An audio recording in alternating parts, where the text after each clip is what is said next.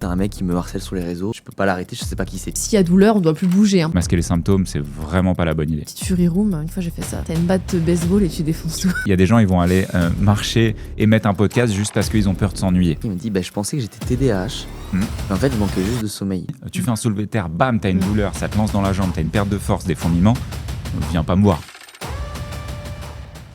Bienvenue dans Corps et Esprit Le podcast qui muscle votre corps et renforce votre esprit. Nous sommes Meryl Bissonnier et Flavio Guillonneau, coach santé depuis 2019, fondateur du Pareto de la santé, notre accompagnement pour se remettre en forme physique et mentale. et de Nutripreneur, notre marque de compléments alimentaires de qualité supérieure fabriquée en France. Dans ce podcast, nous discuterons de santé physique et mentale à 360 degrés. Afin de développer un corps et un esprit solides pour réaliser vos rêves et défis les plus fous. Bon épisode.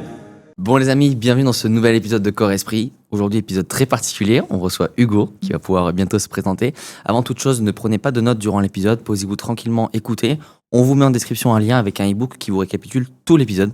Comme ça, vous pouvez écouter tout le savoir que Hugo va nous partager aujourd'hui. Hugo, bienvenue. Merci beaucoup, ça fait plaisir d'être là. Ah ouais, je suis très content. Ouais. Pour la petite anecdote, avec Hugo, ça fait combien de temps qu'on se parle sur les réseaux ? Je pense 3 ans facilement. Ouais, je me rappelle à l'époque, je t'avais fait un programme de sport. Ouais, Toi, tu me donnais des conseils. ouais, Et j'habitais sur Bordeaux. Et là, enfin, on se voit. ouais. Et t'es le premier éthiopathe que j'ai connu. C'est la première fois que je découvrais cette profession et j'en suis tombé complètement amoureux. Est-ce que tu peux te présenter et par la même occasion présenter aussi ta profession ? Ouais, bien sûr. Du coup, je m'appelle Hugo Demora. Je suis éthiopathe. Donc, l'éthiopathie, c'est une thérapie manuelle. C'est à la fois une méthode d'analyse des symptômes pour arrêter d'être dans ce côté. On regarde juste les symptômes, on essaie de soigner les symptômes, essaie d'aller chercher la cause. Éthiopathie, éthiocause, pathologie. Je savais pas. Et du coup, thérapie manuelle, comme les autres professions, ostéopathie, chiropraxie, même les kinés font de la thérapie manuelle. À côté de ça, du coup, moi, j'ai commencé en tant qu'éthiopathe et ensuite, je me suis un peu formé. J'ai fait un DU de journalisme médical, journalisme et santé médicale pour parler un peu sur les réseaux et du coup, élargir un peu ce que je fais sur les réseaux pour parler de santé, expliquer aux gens comment leur corps fonctionne, pourquoi ça déconne et à quoi il ressemble avec des petites choses d'anatomie, des petites choses comme ça, assez simples et essayer d'être vulgarisé, concret pour que les gens comprennent et sachent quoi faire parce que souvent, on est un peu perdu, il y a plein d'infos à droite à gauche. C'était un peu mon credo, me dire qu'est-ce qu'on peut faire, comment ça marche, à quoi ça ressemble. C'est ça que je fais sur les réseaux. Ok, c'est bien, hein. C'est hyper complet. C'est aussi ce qu'on fait nous. Hein. C'est bien Ça rejoint. d'informer les gens, de leur donner des conseils, qu'ils soient moins perdus. Comme tu dis, aujourd'hui, il y a tellement d'infos qu'on est un peu perdu. Ouais. Là, tu as ton créneau, tu as ton truc. En plus, c'est une profession peu connue, mais qui a le mérite d'exister, tu vois, et d'être plus connue. Et je pense que ça va vraiment faire kiffer les gens qui nous écoutent, ce genre d'épisode, quoi. Ouais, je pense si les gens qui connaissent pas l'éthiopathie, d'aller chercher, même de rencontrer un éthiopathe, c'est intéressant parce que tu te rends compte qu'un éthiopathe à Lille ou un éthiopathe à Marseille ou à Rennes, globalement, ils font la même chose. Et c'est ce qu'on peut trouver en défaut dans d'autres professions, c'est que ça va être très thérapeute dépendant. Ouais, Tu genre vas les voir- chiropracteurs, Voilà. je vois ce que tu veux dire. Tu vas voir ton thérapeute, il te fait ça, il est trop bien, mais tu vas en avoir un autre. Ah ouais, non, c'est pas du tout pareil. C'est pas censé être ça. Normalement, tu vas voir un mécanicien, il va réparer ta voiture à Lille, à Marseille, il te fait globalement la même chose, il a la même analyse. C'est la force, je trouve, de l'éthiopathie, c'est qu'avec tous nos collègues, à 80-90%, chacun ses subtilités, on a une analyse semblable et une action semblable. Ouais, et ça, bien je trouve sûr. ça vraiment bien.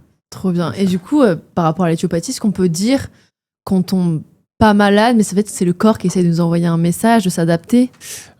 Moi, j'ai quand même une vision assez pragmatique. C'est tu tombes malade, ton corps, oui, il t'envoie des informations, mais c'est plutôt il y a quelque chose qui dysfonctionne. On dirait il y a un trouble à un endroit et ça t'envoie des signaux, mais c'est plutôt vu que ça n'arrive pas à s'adapter.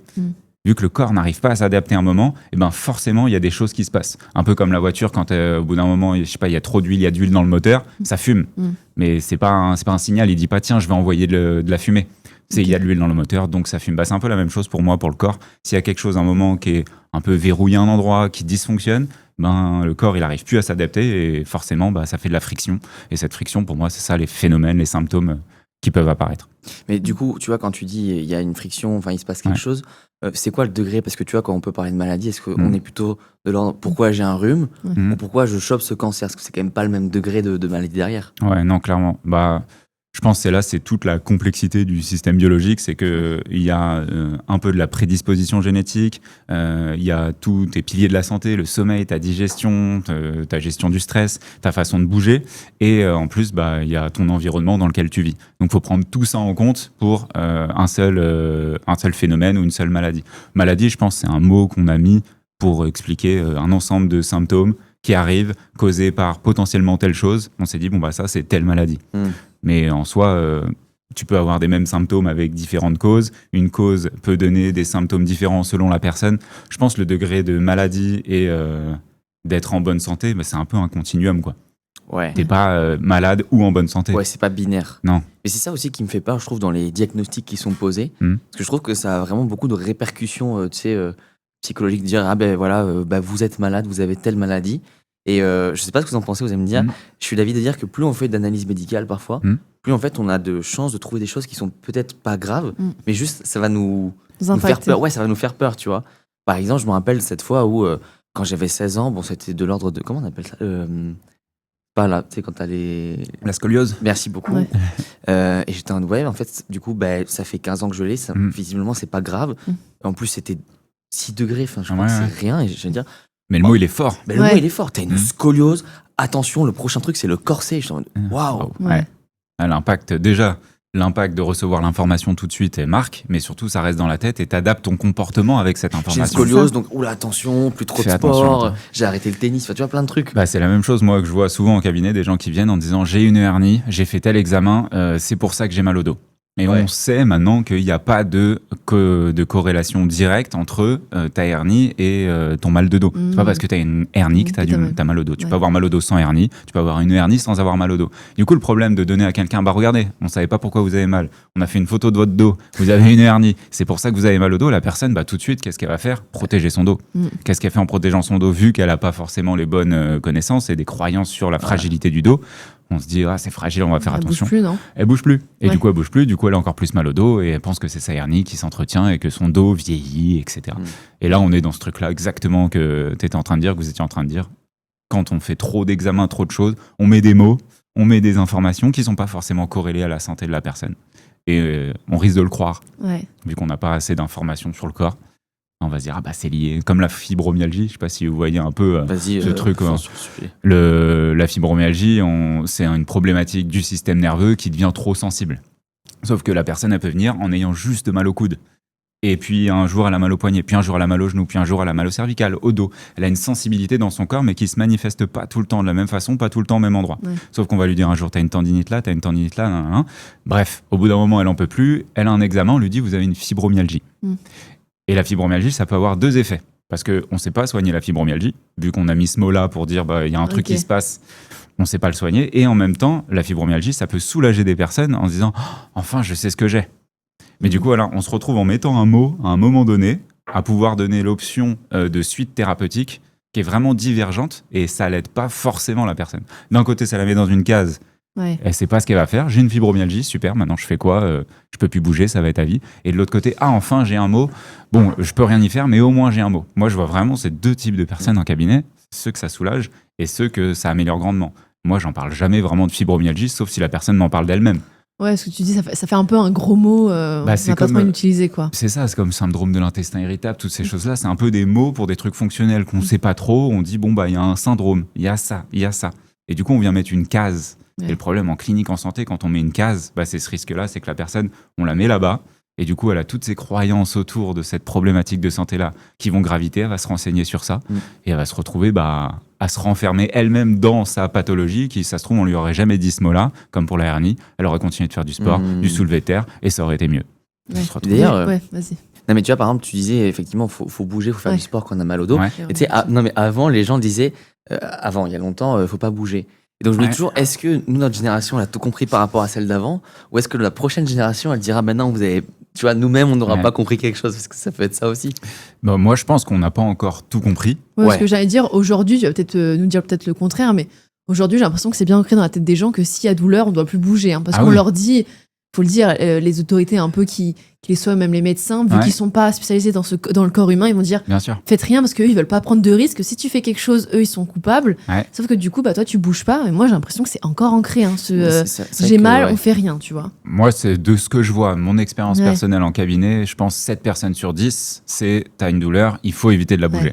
Et je pense que c'est encore ancré, mais c'est un peu. Je pense un peu comme l'écologie ou d'autres choses. Il y a le moment où on a fait des choses, il y a le moment où on réalise et il y a le moment où il y a les réels impacts sur la société. Et je pense qu'il y a les impacts qui sont encore en cours, mais on voit la lombalgie, j'ai plus les stats en tête, mais la lombalgie causée par le travail, par les douleurs chroniques, ça continue d'augmenter. Alors que pourtant, on a de plus en plus de bonnes informations sur le dos. Du coup, pour revenir sur ta question, est-ce qu'on ne va pas se rendre compte plus tard ? Moi, je pense que plus tard, on va se rendre compte de comment on a transmis les informations aux gens. Il y a la vérité, il y a ce qui est faux, et il y a la façon dont on transmet l'information. Et pour moi, c'est ça qui va faire la grosse différence dans le prochain siècle. Mais c'est vrai ce que tu disais, Meryl, sur le côté aussi... Des fois, les autorités peuvent pas se mouiller. Je trouve qu'en France, il y a aussi un problème de responsabilité médicale où si le médecin te dit tu fais ça et tu as un problème, eh ben, tu peux en fait attaquer ton médecin. Et moi, je pense qu'on devrait pas pouvoir attaquer le médecin pour que le médecin soit un peu moins de pression, tu vois. D'ailleurs, juste petit parallèle, ça n'a rien à voir avec le médical, mais j'ai appris qu'en cas de contrôle fiscal, si ton comptable a fait une erreur, eh ben, c'est pas la faute du comptable. Ouais, donc du coup, pourquoi ça marcherait dans ce sens-là et pas dans... Ouais, tu vois. Je savais pas du tout c'est ça. super. Mais du C'est-à-dire coup, que si moi, mon comptable, il fait une énorme dinguerie, et en fait, on se rend compte au bout de 4 ans qu'il y a un gros contrôle fiscal, le comptable, il est dédouané. Mais moi, je trouve que ça, tu vois, pour le coup, c'est différent parce que c'est pas un conseil, c'est lui qui pilote. Mais le médecin, tu vois, s'il dit à quelqu'un, faites du sport à basse intensité, et le mec, il fait du sport à haute intensité, tant pis pour toi, tu vois. Tant pis pour toi. Et puis au pire, peut-être que le médecin, il se trompe. Mais c'est ton ressenti, tu vois, c'est pas la faute du médecin, je pense que... Moi, je rejoins ce que tu dis, et je pense que c'est même le médecin devrait donner un espace dans lequel le patient peut être. C'est-à-dire, si tu bouges pas, tu risques d'avoir ça. Si tu bouges trop, tu risques d'avoir ça. Essaye de jauger. Moi, j'ai aucun médecin qui m'a dit essaye de jauger. Genre, c'est très binaire, quoi. C'est fais ça, c'est noir, ou non, c'est ça, c'est blanc. Il n'y a jamais, tiens, teste un peu, va voir, essaye de faire ça. Ça peut être plutôt les kinés ou les thérapeutes manuels qui vont dire, tiens, on va essayer d'y aller progressif. Moi, j'ai aucun médecin qui m'a dit d'y aller progressif sur ma santé. Maintenant, sûrement qu'ils évoluent là-dessus, mais sur une douleur, c'est en mode bouge pas tant que ça passe. C'est vrai que ça peut être flou aussi, les conseils. Par exemple, un conseil que j'entends souvent, moi, quand je vais voir, je sais pas, chiro, médecin... Je sais que c'est pas la même chose, mais vous avez compris, c'est bon, vas-y doucement sur le sport. Mais ça veut dire quoi ? Par exemple, je fais mes séries de développé couché, je fais 5 reps à 100 kilos. Est-ce que ça veut dire qu'il faut que je passe à 80 ? Est-ce que je fais qu'une... Ça veut dire quoi faire doucement ? Parce qu'à l'inverse, tu vas dire c'est au ressenti, mais tu vois, une bourrine comme Meryl, une grosse bourrine au sport. Une fois, tu vois, le hip thrust, elle mettait 200 kilos.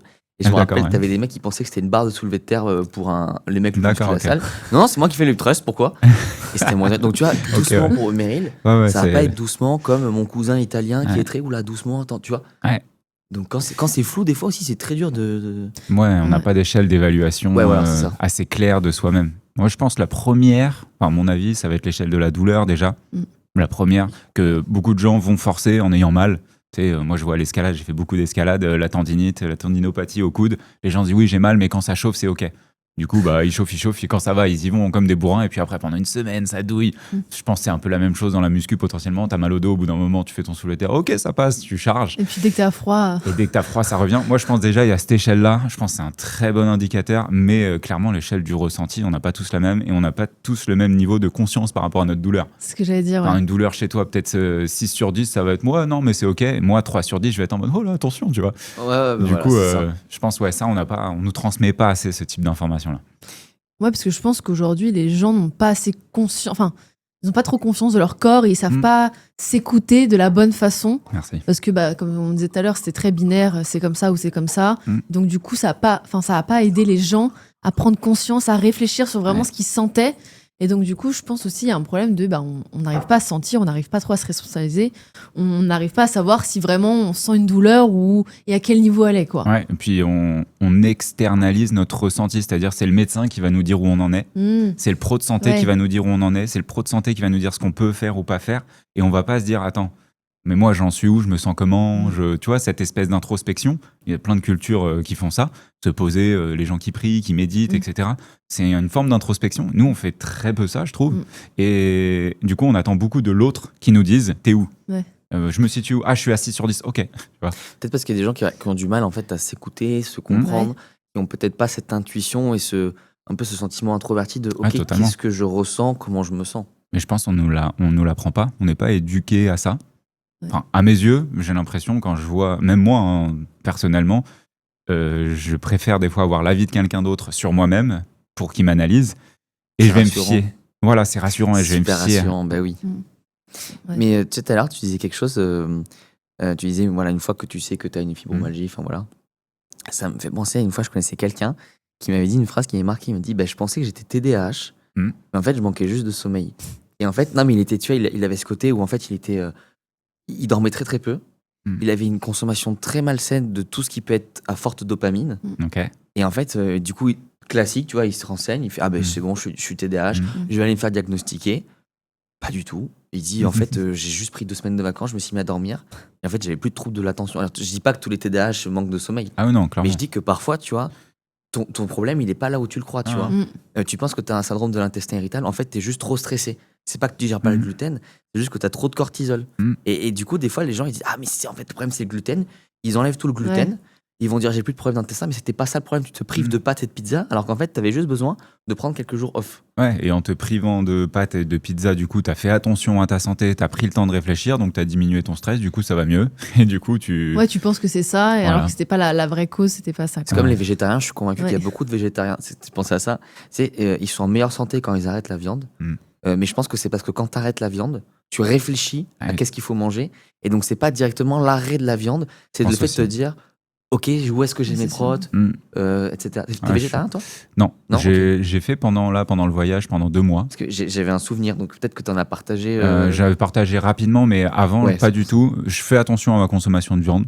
J'essaie de limiter, mais plus moi d'un point de vue écologique que pour ma santé directement, parce que je sens pas d'impact particulier en étant. Je fais attention globalement, donc que je mange de la viande. Voilà, oui, quand tu manges de la viande de qualité, forcément déjà. Voilà, je considère que je mange assez bien, même si des fois je mange n'importe quoi, mais si on lit sur l'année, je mange plutôt bien. Mais ouais, je rejoins ce que tu dis. Je pense vraiment que c'est le fait de faire attention. On revient sur le ressenti. Le fait de faire attention, te dire je mange ça. Ah mais tiens, c'est plus intéressant ça, plutôt que celui qui va manger viande, pâtes simplement régulièrement. Je pense qu'il réfléchit pas à son alimentation, ça l'intéresse pas, ça va plutôt être le goût simplement, tu vois, j'ai envie de manger un bon truc saignant, juteux avec de la sauce, ok c'est top au niveau du goût, mais il va pas réfléchir derrière à ce qu'il y a, alors que le végétarien pour moi il réfléchit forcément. Mais il a pas, entre guillemets, il a pas trop le choix, parce que s'il va avoir ses apports en protéines, s'il veut que ça ait du goût, du machin, il est obligé un peu de se creuser la tête pour faire quelque chose de très complet, pour pas qu'il manque de nutriments. Et il y a un phénomène qui fait que tu vas te retrouver à avoir les bonnes informations au bout d'un moment, et tu vas te dire c'est juste d'être végétarien qui va mieux.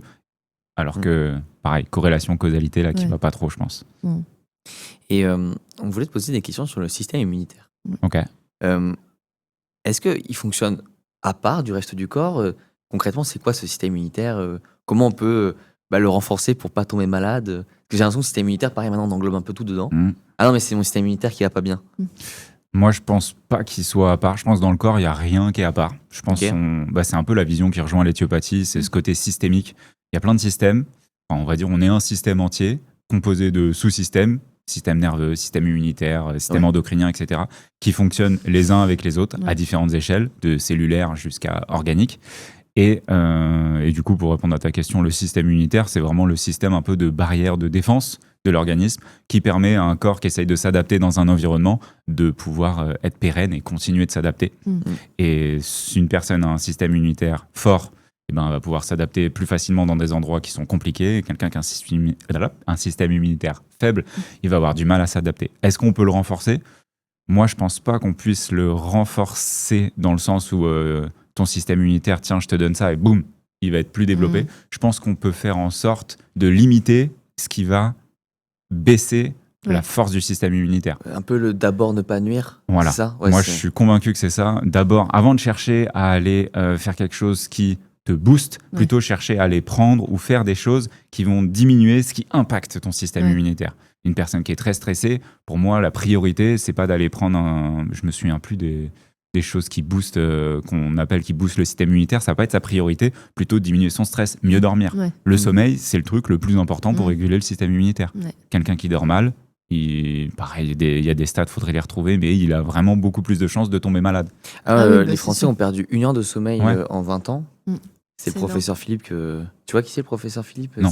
C'est un médecin du sommeil qui est assez médiatisé. Il est passé 2 fois sur le podcast. Et à chaque fois qu'il passe sur le podcast, le temps de sommeil des Français diminue. Peut-être que j'ai déjà vu. Est-ce qu'il est sur Instagram aussi ? Ouais. Mais tu vois, je suis parfaitement d'accord avec ce que tu dis. Et en fait, là où je vais peut-être apporter moi un point de réflexion différent, c'est que parfois, ce qui stresse les gens, c'est pas possible à enlever. Et donc là, plutôt que de se dire, plutôt que je reste, je vais ajouter, je te prends l'exemple, je suis super stressé par mon taf. Toi, Meryl et moi, on est indépendants, donc tu vois, on peut. Mais là, ils peuvent pas quitter comme ça le taf. Donc, qu'est-ce que je peux faire en plus ? Parce que parfois, il y a des choses que je peux pas enlever. J'ai un manager toxique. je vais essayer de changer, mais je peux pas en un claquement de doigts Non. changer. Et je pense que quand tu as un manager toxique, ce qui compte, c'est pas bosser sur toi, c'est juste écarter des personnes malsaines. Et donc là, tu vas te dire, tiens, est-ce que je pourrais pas me faire un sauna, me dormir T'ajoutes, parce qu'en fait, tout le monde ne peut pas enlever. Ouais. Je sais pas ce que tu penses de ça. Bah, je suis totalement d'accord avec ça, mais pour Putain, moi, c'est je, magnifique. je le vois comme. En fait, je le rejoins de ajouter ce qui va permettre de diminuer certaines variables. Ah, ok, Tu vois d'accord. Du coup, je suis totalement d'accord. Mais pour moi, par exemple, tu as un manager toxique, tu vas te faire un sauna, ça te fait du bien. Qu'est-ce que ça t'a fait ? Ça n'a pas augmenté quelque chose dans ton corps, ça a diminué quelque chose à un instant T, même si c'est à court Quitter terme. les négatifs de base. Voilà, et qui va permettre à ton corps, et moi j'aime beaucoup ce mot de résilience, de lui remettre un peu sa résilience et de permettre de se réadapter. Et le problème, c'est que si t'es un manager toxique, tu vas faire des saunas tous les soirs. Enfin, tu vois, t'as un spa tous les soirs, c'est pas sain. Mais je le vois vraiment comme tu viens pas forcément. Enfin, en fait, le fait d'enlever, c'est apporter quelque chose. Ok, d'accord. Tu viens apporter un élément, un cadre, un environnement à une personne qui fait qu'à ce moment-là, son corps peut se régénérer. Je te le vois prends comme ça. Je te prends l'exemple, tu vois, de ce complément Deep Night. Ouais. C'est, je pense, celui où on a le plus de retours. Enfin, le sommeil, c'est un vrai problème, tu vois. Et donc, tu vois, on pourrait dire, mais en fait, vous résolvez plutôt la conséquence que la cause. En fait, il y en a plein, ils n'ont pas le choix. Enfin, ici, ils ont des vies stressantes, ils bossent beaucoup. Donc, ils sont obligés, en fait, de se coucher tard. Et tu vois, ceux-là, je préfère dire, prenez quelque chose plutôt que d'enlever votre presque raison de vie, tu vois, ce qui fait que vous bossez Je jusqu'à suis très d'accord tard. à 100%. Ouais. Et c'est pour ça que je dis, des fois, quand on peut pas enlever, c'est pas un souci d'ajouter, sous réserve que c'est sain. Ouais. Parce qu'effectivement, si tu rajoutes, comme si tu fais un sauna tous les soirs, et après t'en fais 2, et après tu fais sauna, hammam, Là, après tu fais sauna, hammam, massage, Ouais, ça commence à faire tu vas beaucoup. pas pouvoir rajouter. Non, mais voilà, tu peux pas empiler toute ta vie non plus. Mais est-ce que je rejoins sur un type de complément comme ça qui va permettre à une personne de remonter un peu, on va dire, avoir le cap suffisant pour maintenir son train de vie. Ce que je suis d'accord avec ça et que c'est très utile, c'est que notre physiologie, c'est pas en mode on est en bonne santé ou on est malade. On a la très bonne physiologie et on a la mauvaise physiologie et pourtant on n'est pas forcément malade. Et du coup, un complément, pour moi, il aide dans cette temporalité-là, enfin ce continuum-là. C'est t'as une physiologie qui va être basse à cause de tous tes événements stressants. En prenant des compléments, tu vas permettre de remonter, aller un peu plus haut et du coup permettre au reste de ton organisme de continuer de s'adapter. Alors que si tu les prends pas, peut-être que tu vas tirer sur la corde et du coup plus de sécrétion, de cortisol, de choses comme ça qui vont sur le temps. Surtout qu'on sait que la vie elle est pas lisse quoi. Il y a toujours des événements qui font que donc ça va venir tout rééquilibrer et comme on l'a dit c'est vraiment des jauges je trouve où il y a beaucoup de stress, maintenant il faut venir rééquilibrer pour être à peu près à niveau zéro, pour pas que le corps tire sur la corde, parce qu'au bout d'un moment, on le voit, il y a beaucoup de gens qui font beaucoup, mais après, au bout d'un moment, le corps il s'épuise quoi. C'est ça. Et ça, c'est vraiment des coups de boost, en plus des bonnes actions qu'on peut mettre en place, très simples. Clairement. Et en parlant d'épuisement, on se posait une question avec Meryl, tu vois, qu'on voulait te demander, c'était pourquoi il y en a qui tombent malades l'hiver et d'autres non? C'est une bonne question. Je pensais que tu allais me demander pourquoi les gens tombent malades en vacances et d'autres non. Mais du coup, en vacances, j'attends de voir ta réponse, que moi j'ai une hypothèse. Tu réponds l'hiver. On a la même. Moi, je pense. On sort ensemble, non pourquoi certaines personnes tombent malades l'hiver? Moi, ma vision sur ça, c'est que je reviens sur le côté d'adaptation. On a un corps qui est adaptable et ce qui arrive l'hiver, c'est qu'on est beaucoup plus dans des milieux clos et du coup beaucoup plus de pathogènes environnants. Ça, c'est le truc qu'on a remarqué, c'est que c'est pas le froid qui te rend malade, c'est le fait d'être dans des pièces comme là, avec de l'air. Voilà, on est là avec nos microbes et du coup, quand on est très souvent dans le métro, puis les pièces à l'intérieur pour bosser, en retour à la maison, on n'ouvre pas trop les fenêtres parce qu'il fait froid. Les bactéries, les germes, bref, ils sont là, les virus, ils sont là. Donc déjà, ça, on est beaucoup plus en contact avec un environnement pathogène. Et du coup, si on a un système qui est moins adaptable. Et du coup, là, on rejoint tout ce qui fait qu'on se désadapte, manque de sommeil, on bouge pas assez, on stresse trop, on a des troubles digestifs, notre système immunitaire, il en pâtit directement. Et du coup, si notre système immunitaire il est plus faible, on arrive dans un environnement où il y a plus de pathogènes, et du coup, forcément, il y a plus de risques de tomber malade. Et c'est pour ça que des gens ne tombent pas malades, parce qu'eux, ils travaillent sur leurs piliers, ils ont une bonne gestion du stress, ils font attention à eux, ils essayent de dormir au moins 7-8 heures par nuit, ils bougent régulièrement, ils arrivent en hiver, ils sont dans des pièces comme ça, avec du monde, des gens malades autour, et ils tombent beaucoup moins malades. Genre, une fois dans l'hiver, il y en a d'autres qui tombent 4-5 fois. Ça, c'est vrai, on l'a remarqué. Moi, c'est ça la grosse différence. Donc, c'est-à-dire qu'il y a quand même un côté un peu héréditaire sur le système immunitaire. Tu disais, il y a des gens qui ont un système immunitaire fort, d'autres plus faible. Selon toi, il y a des gens qui, en gros, tu nais avec un système immunitaire plus ou moins fort. Pour moi, tu as un potentiel de base, un peu ton potentiel génétique de base qui te prédispose à être comme ça ou comme ça. C'est un peu, on te donne tes cartes. Tiens, ça, c'est ta main au poker. Et tu as potentiellement des bonnes cartes ou pas, mais tu peux piocher. Ouais. Tu vois, Ok. tu peux t'as avec les un fameuses réserve de cartes. actions, forcément, si tu prends Voilà, un bon sommeil, etc., tu améliores le C'est truc, un peu l'épigénétique, ce Ouais. côté-là où, selon si tu stimules tel gène ou tel gène, tu auras telle conséquence derrière, et du coup, tel système immunitaire ou tel système immunitaire plus ou moins haut. Mais jusqu'à quel point on peut piocher? Je pense que. Est-ce que quelqu'un qui naît avec un système immunitaire à 4 sur 10 Ouais. peut un jour l'avoir à 9? À 9, je sais pas. Je pense qu'il peut le monter. Franchement, je pourrais pas m'avancer C'est une là-dessus. question Ouais. difficile, je Non, reconnais. en fait, je sais pas à quel point on peut l'augmenter, mais pour moi, il y a 2 points. Il y a déjà, on peut l'augmenter dans le sens où on fait attention Ouais. et on améliore ce qu'on peut améliorer dans notre corps. Mm. Plus tu as de muscles, plus tu dors bien, etc. Le stress, ça permet d'avoir un meilleur système immunitaire. Et derrière, il y a, si tu sais que tu as un système immunitaire un petit peu plus pourri que les autres, alors que tu fais tout bien, ça va être d'aller limiter ton contact avec l'environnement. Si tu sais te battre contre un lion et que t'en croises, c'est ok. Si toi, par contre, un lion, c'est sûr, il va te tuer, tu vas essayer d'aller dans des chemins où il y a moins de lions, tu vois. Mm. Et du coup, tu vas survivre autant que celui qui a un système immunitaire pas fou. Pour moi, je pense qu'il y a ces deux-là. Il y a ton comportement, faire attention à ce que tu fais, et il y a faire au maximum pour développer tes capacités immunitaires en jouant sur tout ce qui peut l'augmenter. Ok, dédicace à mes parents qui pensent qu'en marchant pieds nus sur le carrelage, on tombe malade. Mais les miens aussi. Hein. Ouais. Mais le pire, c'est qu'ils tombent vraiment malades, c'est ça. Donc moi, je pense que le fait placebo est très fort. Mais c'est la même chose. Et que pour. J'ai eu cette discussion-là avec ma mère récemment. C'est sur les moustiques et la lumière. Ah oui. On croit que c'est la lumière qui attire les moustiques. Attends, ça, je savais pas. Ok. Attends, vas-y.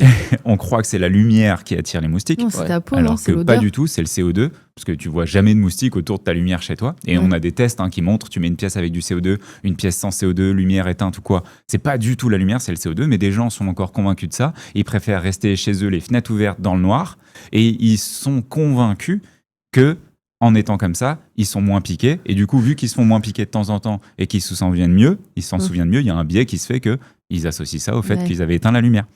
Rien à voir avec la lumière. Et Est-ce du que coup, comme d'ailleurs, tes c'est- parents qui associent le fait de tomber malade avec Ouais. les clims, parce que peut-être qu'une fois Ouais. c'est arrivé, donc du coup ils ont associé Ah, mais ça. c'est ça. Après, c'est peut-être parce qu'ils ont froid quand ils marchent pieds nus sur le carrelage, mais c'est pas pour autant que. Après, il y a, donc je vais reprendre Ouais. aussi une Vas-y. nuance, le froid joue quand même. Ah. Mais c'est pas dans la mesure où on pense, c'est pas t'attrapes froid. Tu vois, c'est Ouais. pas parce que t'as froid que tu tombes malade. Si t'es dans un environnement où il fait très froid, allez, je dis 0 degré, mais il y a 0 pathogène dans la pièce, tu vas pas tomber malade. Oui. Tu auras peut-être une réaction de 2 jours, vasoconstriction, des phénomènes, le nez qui coule ou quoi, mais t'es pas tombé malade, c'est ton corps qui réagit au froid. Ça, c'est pas la même chose. Tomber malade, ça veut dire qu'il y a une bactérie, il y a un virus qui est venu dans ton corps, et du coup, là, qui te file des symptômes, ton système immunitaire, il se bat contre ça. Et juste, les moustiques, c'est quand même vrai qu'ils piquent la personne qu'elle sent le plus chaud. Ça, je sais pas du tout. Moi, ce que je sais, c'est le CO2, la transpiration. Il y a des molécules dans la transpiration, il y a des gens qui transpirent avec certaines molécules en plus dans leur transpiration, et du coup, ils sont attirés par ça. Et le CO2 Ok. Le sang chaud, pas chaud, je sais Ok. pas. Mais Ouais. peut-être qu'on fait l'association sang chaud et du coup, transpirer plus. Ouais, c'est Tu vrai. vois, on dit tu transpires plus, t'as plus chaud, le sang chaud. Bref, c'est peut-être lié. C'est quoi, je demande, les gens qui nous écoutent là, faites vos recherches au chat GPT et dites-nous. Non, parce que moi, je me fais jamais piquer par les moustiques. Je suis convaincu de toujours avoir des gens qu'on sent. Tu sais, c'est un peu en Italie, chez moi, on Ouais. dit quand t'es un teigneux, tu sais, quand t'as un peu la rage, t'as le sang chaud, tu te Ouais. fais piquer.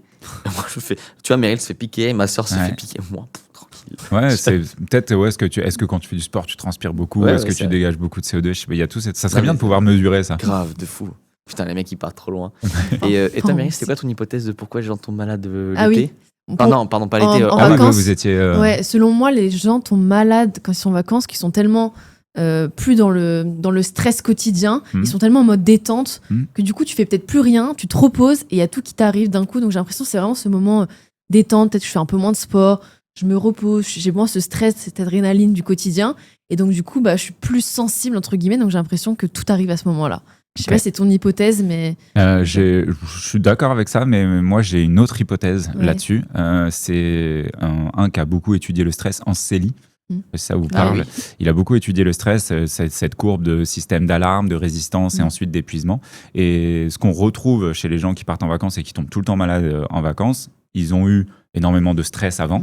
Du coup, un taux de cortisol haut qui vient maintenir pendant un temps un système immunitaire plus haut. ouais, t'es un peu On sous pense que- l'adrénaline quoi. Voilà, on pense que le cortisol, tout de suite, il épuise le système immunitaire, mais pas tout de suite.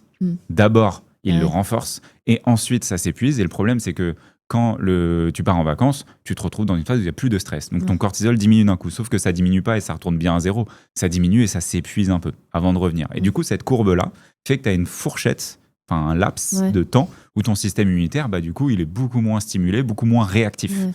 Donc phase de stress, plus de stress, tu tombes malade parce que il y a un lien avec cette chute du cortisol. Il y a un creux, quoi. Ouais. Voilà, il y a un creux du cortisol, c'est bien, t'as plus de stress, mais pourtant ton cortisol, il te maintenait en fait. Il te maintenait à flot, c'était le mec sur le bateau, tu sais, qui jette l'eau tout le temps, et puis là tu l'enlèves, le bateau t'arrive au port et tu coules juste avant, tu vois. Ok. Ça, c'est l'hypothèse avec le stress et le système immunitaire. J'ai un troisième point à ajouter. Ouais. Je pense aussi que parfois des gens, quand ils partent, ils sont en vacances, en fait, ils partent en voyage, donc ils vont loin, et en fait, c'est très fatigant. T'as 2 semaines de vacances en plein mois de décembre, tu pars en Thaïlande, tu reviens, t'as eu en 12 heures, tu passes de 0 à 30 degrés. T'as le décalage horaire. Chaque heure de décalage horaire, c'est un jour pour s'en remettre, donc tu fais le calcul, si tu pars 2 semaines en Thaïlande, c'est coriace. T'as eu et en fait, la nourriture, c'est pas la même. La nourriture, c'est pas la même, ton intestin, et en fait, tu reviens super fatigué finalement de tes vacances parce que des fois, en fait, tout ce dont on a besoin, c'est pendant une semaine, je fais rien. Totalement. Donc là, tu demandes au corps de se réadapter, ça. Bah ouais, c'est pas reposant en fait. Et du coup, il revient. Et t'es pas. Je vois, tu sais, ils reviennent de vacances, entre guillemets. C'est plus du voyage et en fait, ils sont tout autant fatigués. Ouais, limite pire. Parce que souvent, il y a aussi ce truc-là de tu veux partir en vacances et tu dis, faut que je fasse tout, j'aille visiter tout. Ouais. Tu te lèves à 7h alors que d'habitude, pour te lever à 8h, aller bosser, t'étais KO là à 7h, t'es parti, t'es dans le bus. Le soir, il y a ce resto à tester. Attends, mais il y a un truc là. Et du coup, t'as une vie à 10 000 à l'heure alors que t'avais une vie à 10 000 à l'heure, mais pas pour les mêmes raisons. Là, ça te fait plaisir. Mais ton corps, je suis totalement d'accord avec ce que tu dis. T'es dans un rythme à fond, à 3 000 à l'heure. Ton corps, il a du mal. C'est normal, tu rentres, t'es KO. Et ça, tu vois, je te le dis, mais ça nous est arrivé aussi. On était partis en vacances, en vacances entre guillemets, et on a visité tout ce qu'on pouvait. Je suis revenu, je me suis dit merde, je suis fatigué. On a tout la même optique. On se dit c'est pas grave. Si on va dans une ville, mais on visite pas tout, c'est pas grave. Hein. On a toute une vie pour revenir au pire. On était allé à Séville et tout le monde nous avait dit vous devez faire ça. En fait, il y avait 1h30 de queue. Non, on le voit d'extérieur, c'est bien, ça suffit. Et tout le monde a dit vous avez pas fait ça. Et mais je me suis reposé, tu sais, je marchais dans la rue, c'est très bien aussi, j'étais apaisé. Mais c'est mon credo de fou, c'est je vais dans un endroit, je me parle pas de tes trucs à voir ou pas, je vais en voir ceux qui me plaisent, mais j'adore y être pour juste me balader dans la ville. Et tu vois, t'es à ton rythme, tu prends du plaisir, et à un moment t'as envie d'aller voir quelque chose, tu vas le voir. Mais cocher des trucs sur une carte pour dire j'ai fait ça, mais est-ce que tu t'es senti bien? Est-ce que t'as été bien dans le pays? Est-ce que t'as des souvenirs de moments? Parce que souvent les souvenirs, c'est oui, j'ai vu ça. Pour moi, c'est pas un souvenir. Un souvenir, c'est pas une photographie, tu vois. Un souvenir, c'est un moment que t'as vécu. Et les moments que tu vis, c'est rarement dans le temple 2, dans le nanana. C'est des moments de vie de tous les jours, dans une rue, t'as croisé des gens. Et du coup, je rejoins ça. Pas se forcer à visiter tout. Ouais, pas se forcer aussi à trop voir ce que tu vas voir. Une fois avec Meryl, on était allé à Rome, on n'avait rien regardé. C'était un chef-d'œuvre du coup, parce que moi je savais ce qu'il y avait à voir, mais tu sais, j'avais pas compris que c'était aussi waouh. Et pareil, quand on était allé à Florence, tu vois, j'avais pas regardé ce qu'il y avait à voir, donc t'arrives, t'es waouh. T'es plus impressionné. L'effet Instagrammable. Mais ça me l'a fait énormément, moi, pendant le voyage où j'étais. Parce que t'es parti 9 mois. 9 mois en voyage en Asie et un petit peu en Australie aussi. L'Australie, oui, putain. C'était génial, vraiment, c'est magnifique. Je conseille à tout le monde d'aller en Asie, même en Australie. Un peu cher l'Australie, mais ça vaut le coup d'y aller. C'est vrai. Mais beaucoup de choses où on regardait un petit peu avant sur les réseaux ou des choses comme ça, tu vois, de voir les lieux, juste avoir une idée, t'arrives en vrai. Il n'y a pas une fois où je me suis dit waouh, c'est aussi beau que. Les seules fois où je me suis dit c'est trop beau, c'est parce que j'avais pas vu avant aux Philippines des couchers de soleil violets et tout magnifiques. J'ai jamais vu de coucher de soleil aussi beau, des plages aussi belles, mais je les avais jamais vus en photo avant. Voilà, c'est ça en fait. Donc t'apprécies d'autant plus, quoi. Voilà, et t'as cet effet de halo, c'est des photos où tu montres exactement ce que tu veux montrer, il y a personne sur la photo, alors que quand t'arrives en vrai, tu vois le reste, tu vois les ordures, tu vois les autres gens qui attendent, qui font la queue. Sur la photo, tu le vois pas ça. Oh putain, à Florence, on visite un musée. C'est ça, hein, c'est où les gens faisaient la queue pour. Voilà. Un très beau musée, tu vois, Florence, quand même, il y a une sacrée histoire. Et à un moment, dans le musée, avec Meryl, on voit la queue, tu vois. Je me dis, qu'est-ce qu'il y a? Il y avait un tableau, vraiment, je te promets, les gens, photo, on sort. Il n'y avait pas de regarde, qu'est-ce que c'est? Et je crois qu'il y a une part de moi qui a trop envie d'aller voir les pyramides, le Taj Mahal, Chichen Itza. Et en fait, à tout moment, j'y vais et je suis dégoûté parce que je vois. Donc, je préfère que dans mon petit coffre intérieur, ça reste un truc waouh. Un peu un fantasme. Mais le désir d'eux, mais tu le réalises pas, quoi. Ouais, parce que sinon, j'ai trop peur de D'être déçu. Vraiment, ça fait mal, je trouve, les réseaux. C'est la même chose sur le corps, sur la santé. Tu vois des gens en bonne santé qui mangent bien, qui font du sport partout. Tu les vois plus. Et du coup, tu es là en mode. Je vois plein de gens qui sont comme ça en mode, ouais, mais moi, ma vie, c'est pas ça en fait. C'est normal. Eux, leur vie, c'est de te montrer ça. Ouais, et des gens, c'est leur vie. C'est de faire des photos de leur place. C'est juste de faire des photos de leur séance, de choses comme ça. C'est ça leur vie. Et c'est normal que t'aies pas leur vie. Que toi, ta vie, c'est d'aller travailler, c'est d'avoir des enfants. On n'a pas le même rythme. Mais du coup, vu qu'on voit que ça, ça fait cet effet culpabilisant sur soi, ça fait cet effet où on voit des choses belles sur les réseaux, puis en vrai, c'est pas aussi bien. Ouais, on montre aussi ce qu'on veut montrer, quoi. Ouais, c'est ça. Comme à la plage, sur les réseaux, tu vois que des gens avec des corps, guindés, et à la plage, les corps, ils sont normaux, quoi. Ouais. Il y a des gens un peu de gras, un peu de ci, et c'est pas grave, tu vois, c'est pas problématique. Comme nous, on connaît beaucoup de gens dans l'entrepreneuriat. On connaît quand même beaucoup de gens qui vraiment sont très, très aisés, voilà, ils ont beaucoup de moyens, dont un qui nous avait dit. Une fois, on était allé faire un resto vraiment haut de gamme avec lui. Et enfin, non, t'étais pas là. C'était juste moi. Et moi, j'étais comme un fou. Tu vois, j'étais putain, c'est trop bon et tout. Et ouais, je suis habitué. Et en fait, je me dis, tant mieux si t'arrives à manger ça tous les jours. Mais c'est beau quand même de toujours être impressionné par. Tu vois. C'était un resto italien haut de gamme. Il y avait des mélanges. Tu te dis, c'est trop bon. Et moi, j'étais comme un petit gosse, tu vois. Et t'es en mode, ouais, non, mais moi, je mange ça tous les jours. Et il était même pas.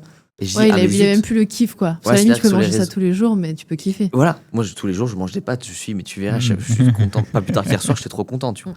Et en fait, du coup, lui, il met beaucoup de photos sur les réseaux.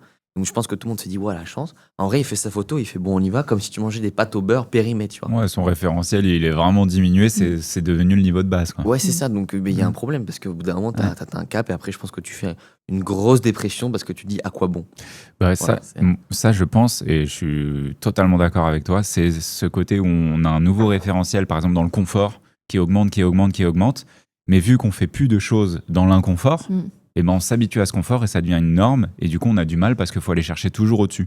Alors que si tu as un confort génial, tu peux te payer des hôtels 4, 5 étoiles, tu as une maison, une villa, piscine, mais que tu vas quand même dormir de temps en temps en tente dans la forêt, tu vas te faire des randonnées bien dures, tu réalises le plaisir que tu as à rentrer chez toi. Ouais, dans ton hôtel, 5 étoiles. Et je pense ça, pareil pour la nutrition, pour ce que tu manges. Aller manger en famille, où tu manges des choses normales, qui sont pas un resto 4 étoiles. Enfin, ça dépend vos familles. Moi, c'est resto normal, tu vois, c'est bon, j'aime bien, mais c'est pas le resto 3 étoiles. Du coup, après, tu prends du plaisir, tu vois, t'as des référentiels différents. Je pense que ces gens-là, ils ont perdu le référentiel. Ils sont trop dans le confort. Ouais. Il n'y a plus le goût de la simplicité. Je suis pour avoir un max de confort, mais pour aussi toujours en être heureux. Ouais. Tu vois. Ouais. Je suis d'accord. Vas-y, on a fait une belle digression, je t'en prie. De quoi veux-tu nous parler? Non, j'ai une question sur le fait quand on masque les symptômes, est-ce que ça aggrave la cause du corps? Putain, on est dans le vif du sujet là. Okay. Bah ouais, parce que je me suis dit, c'est une question qu'on se pose. Non, c'est une très bonne question. Est-ce que quand on masque les symptômes, ça aggrave la cause? Moi, ma première pensée là-dessus, comme ça, c'est que oui.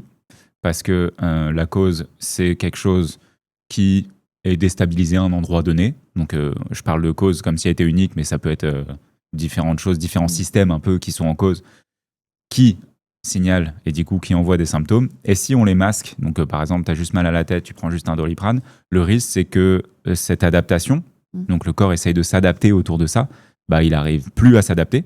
Ou alors que la cause, le tissu qui dégénère ou quelque chose comme ça, ils finissent par s'agrandir. Typiquement, les gens, on voit souvent en ce moment les gens qui courent, qui font des longs trails et qui prennent des anti-inflammatoires pour tenir plus longtemps et moins sentir les douleurs. Oui, sur leur performance, c'est bien, ils masquent les symptômes. Le risque derrière, c'est les ruptures. C'est que le système qui essaie de s'adapter et qu'envoie des informations parce que là, je suis en train de m'adapter, là, il n'y arrive plus à s'adapter et du coup, tu arrives à un truc qui dégénère totalement. Donc ouais, je pense, donc je réfléchis en même temps du coup que je te réponds. Si tu masques les symptômes, tu as beaucoup plus de chances que ta cause s'empire. Ouais. Et je rejoins même ce qu'on disait tout au début. Si tu as mal au dos et du coup que tu bouges pas, tu as plein de chances que ça s'empire. Pour moi, c'est la même chose. Tu masques les symptômes quand tu bouges pas. Ça va quand je reste comme ça, assis, le dos droit. Oui. Et du coup, quand tu te penches, maintenant, ça me fait encore plus mal quand je me penche. Ça fait cercle vicieux. Donc ouais, je pense. Masquer les symptômes, c'est vraiment pas la bonne idée. Ouais. Et est-ce que les gens, des fois, ils ont pas trop peur d'avoir des douleurs, par exemple? Des fois, ils disent, voilà, j'ai une petite pointe au dos. Alors, on peut s'en alarmer à juste titre, mais est-ce que des fois, c'est pas juste... Ouais, mais en fait, rien de grave. En fait, je sais pas comment l'expliquer. En fait, c'est pas si grave si t'as mal au cou quand tu le tords à 300. Et c'est même rarement grave. Dans tu vois, les cas de torticolis, les cas de lumbago, des choses comme ça, avec des vraies douleurs très très fortes, 8, 9 sur 10, vraiment hyper fortes, clouées au lit, besoin d'aller aux urgences, il n'y a rien derrière. Il n'y a rien derrière, sauf un système, douleur un peu qui est un système d'alarme, qui se déclenche de façon ultra forte. Et selon toi, ton système nerveux et les croyances que tu as sur la douleur, ça peut se déclencher comme ça ou ça peut se déclencher comme ça. Moi, je me fais un gros lumbago, ça va moins m'impacter que peut-être une femme que j'ai eue en cabinet qui a 55 ans. C'était son premier lumbago. On lui a toujours dit de faire attention à son dos. Là, elle a un lumbago, elle se dit qu'il est cassé son dos. Et du coup, la douleur, elle va être beaucoup plus importante parce que l'émotionnel, il joue énormément. Ouais. Le lumbago, je me rappelle, mes parents s'en étaient fait un et j'étais petit. Et pour moi, c'était en mode destruction de la planète. Tu as de lumbago. Alors qu'en fait, t'es bloqué quelques jours. C'est une inflammation. Ouais, t'es reparti. Je sais même pas s'il y a une inflammation. Je crois qu'en gros, c'est un mécanisme de. T'as la douleur, ça. Et du coup, le fait d'être totalement contracturé, t'as un mécanisme d'irritation nerveuse qui fait que ça déclenche une contracture. Mais en fait, c'est un peu comme si ça l'a déclenché et ensuite ça se calme tout doucement. Mais tu vois, ça peut mettre du temps. Et du coup, si t'as peur, si tu bouges pas, ça peut se stabiliser, avoir du mal à descendre. Il y a des gens, ils se font des lumbagos et ça dure. Mais ce que tu dis, le côté bloqué, ça peut être, tu vois, mécaniquement au niveau de l'articulation. C'est ce qui fait que souvent, tu as des lumbagos chroniques. La personne se fait un lumbago tous les 4 matins. Elle soulève à peine un poids, elle se fait un lumbago. C'est possible qu'au niveau articulaire, son articulation, elle s'adapte plus bien. Tu vois. Normalement, elle est censée bien glisser dans tous les plans. Si elle bouge un petit peu moins bien, forcément, elle va descendre sur son soulevé de terre, bam, direct lumbago. Parce que c'est pas son muscle, c'est pas son système nerveux, c'est l'articulation qui d'un coup tire. Ouais. Bon les amis, rapide pause pour vous rappeler que vous avez 20% sur votre première commande de nutripreneur.com pour améliorer votre santé, booster votre santé avec ses compléments alimentaires. Donc profitez-en, le code c'est corps-esprit20. Et si vous voulez qu'on parle de votre transformation physique et mentale, réservez directement en description aussi un créneau pour parler à moi-même ou à un membre de l'équipe et on verra comment grâce au Pareto de la santé, on peut vous accompagner sur votre santé. Et c'est quoi ce que tu vois le plus souvent en cabinet ? Un peu les causes, pourquoi on vient te voir toi par exemple ? Je pense que les causes pour lesquelles on va plus le voir, moi, c'est les phénomènes un peu névralgiques, douleur système nerveux, qui décharge dans le bras, qui décharge dans le dos, douleur intercostale, les choses comme ça. C'est vraiment les plus et beaucoup les phénomènes digestifs. Ballonnement, reflux, RGO, constipation, alternance, syndrome de l'intestin irritable, des choses comme ça avec des modifications de la sensibilité viscérale. Ça, on vient beaucoup me voir pour ça, parce que c'est des gens qui ont pris beaucoup d'inhibiteurs de pompe à protons, ils sont sous médicaments. C'est pas censé être pris sur le long terme, ces choses-là, donc ils les prennent sur le long terme. Ils essayent d'arrêter un peu avec le médecin, mais derrière, faut faire quelque chose pour relancer cette sensibilité viscérale et que ça redevienne normal. Et ça marche vraiment bien. On a vraiment des bons résultats là-dessus. Du coup, je pense que cet effet de bouche à oreille qui vient là-dessus beaucoup. Il est où ton cabinet ? Là, actuellement, il est pas. Ah, il n'y en a plus. Parce que je suis parti en voyage, du coup, je l'ai laissé. Ah oui, c'est vrai, oui, d'accord. Mais je vais en rouvrir un parce que je vais aller à Nice. Ça y est, tu pars. C'est prévu pour là entre août et septembre grand maximum. Et du coup, je serai sûrement dans le quartier Libération à Nice. Ouais, super. Écoute, de toute façon, on mettra ton Insta, comme ça les gens pourront. Ouais, c'est des gens qui veulent venir. Si vous prenez rendez-vous avec Hugo, dites que vous venez de Corps Esprit, ce sera marrant de voir. On a vu un chiropracteur et il y a pas mal de gens qui sont allés le voir suite à l'épisode. Ah ouais, on avait une dentiste qui était venue sur le podcast, un très bel épisode, Claire, qu'on embrasse. Et elle a dit, la semaine après l'épisode, tous mes patients disaient, ouais, je vous ai vu sur le podcast et tout. C'était trop sympa. Mais attends, du coup, tu as dit système nerveux qui part. Tu peux expliquer ça parce que je pense que ça peut être compliqué d'imaginer que comme tu as mal au système nerveux, il y a une douleur qui descend dans l'épaule, dans le bras. Ouais, alors du coup, le système nerveux, ça va être à la fois le cerveau, la moelle épinière, mais tous les nerfs qui sont dans les doigts, dans les mains, dans tous les tissus de l'organisme, il y a des nerfs. Et ces nerfs, ça fait partie du système nerveux. Et une douleur, c'est quand il y a une stimulation de ce système nerveux. Par exemple, là, si je me mets un coup de marteau sur le doigt, ça stimule des nocicepteurs, des capteurs dans mon système nerveux, qui remontent l'information jusqu'à ma moelle épinière, puis mon cerveau. Et c'est ça qui entraîne, ou pas, un message de douleur. Par exemple, si y a un mec avec un couteau qui arrive dans la main face à moi, on met un coup de marteau, ça se trouve, je ne vais pas sentir la douleur. Parce que mon système, il va être concentré sur ça. Et du coup, la douleur va monter, mais va s'arrêter. Et pas remonter à mon cerveau. Ah, c'est pour ça que, par exemple, en boxe, on dit que si tu vois le coup arriver, ça fait moins mal. Ah, c'est possible. Okay. C'est possible. Et c'est le même effet que si tu te cognes et qu'on frotte tout de suite bisou magique, ça fonctionne vraiment, le bisou magique. Parce que tu viens stimuler des récepteurs qui viennent inhiber les récepteurs à la douleur. Et du coup, la question c'était pourquoi on a mal dans le système nerveux.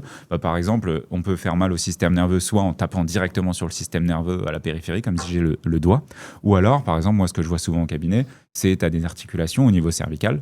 Si elles ont des défauts de mobilité. Par exemple, il y a des petits muscles contractés ou alors au niveau donc, de la capsule articulaire, ça bouge moins bien. Les racines nerveuses passent juste à côté. Ça les bloque. En fait, ça peut créer une irritation un peu comme une soupe inflammatoire. Et du coup, ça peut venir irriter cette racine nerveuse.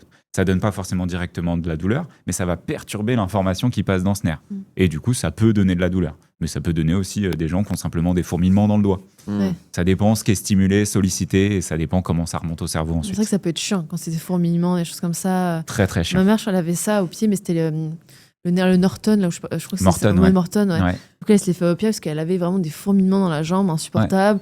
Mon père qui a une sciatique, des fois, pareil, ça fait des fourmillements dans la jambe, très très chiant. Quoi. Ouais, ça, c'est qu'il peut y avoir plusieurs causes qui viennent perturber le système nerveux. Il y a des gens, c'est une grosse hernie, tu fais un soulevé de terre, bam, t'as une douleur, ça te lance dans la jambe, t'as une perte de force, des fourmillements.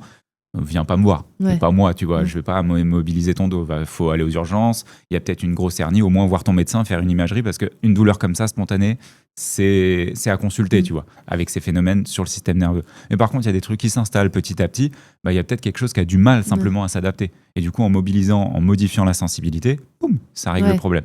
Ouais, tu viens replacer un peu tout le corps et du coup, ça permet un peu de tout refluidifier, quoi. Ouais, en gros, c'est vraiment au niveau, tu vois, là, il y a le nerf qui passe et l'articulation, c'est venir solliciter cette zone précisément. Tu vois, je vais pas venir solliciter ton bas du dos si t'as mal au cervical. Et je vais vraiment solliciter la zone sur le territoire de la douleur. T'as mal au pouce, c'est pas la même zone que si t'as mal au petit doigt, tu vois, au niveau cervical. Et mobiliser cette zone, ça amène des informations qui viennent modifier le système nerveux et du coup, qui viennent diminuer la douleur ou diminuer les symptômes.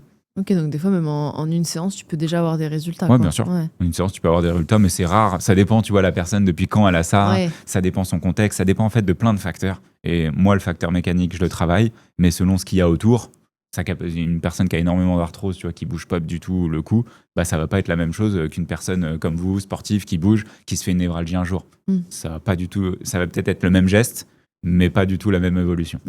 Et j'ai l'impression que ça aussi en Asie, ils sont bien avancés sur si t'as mal là, ça vient de là.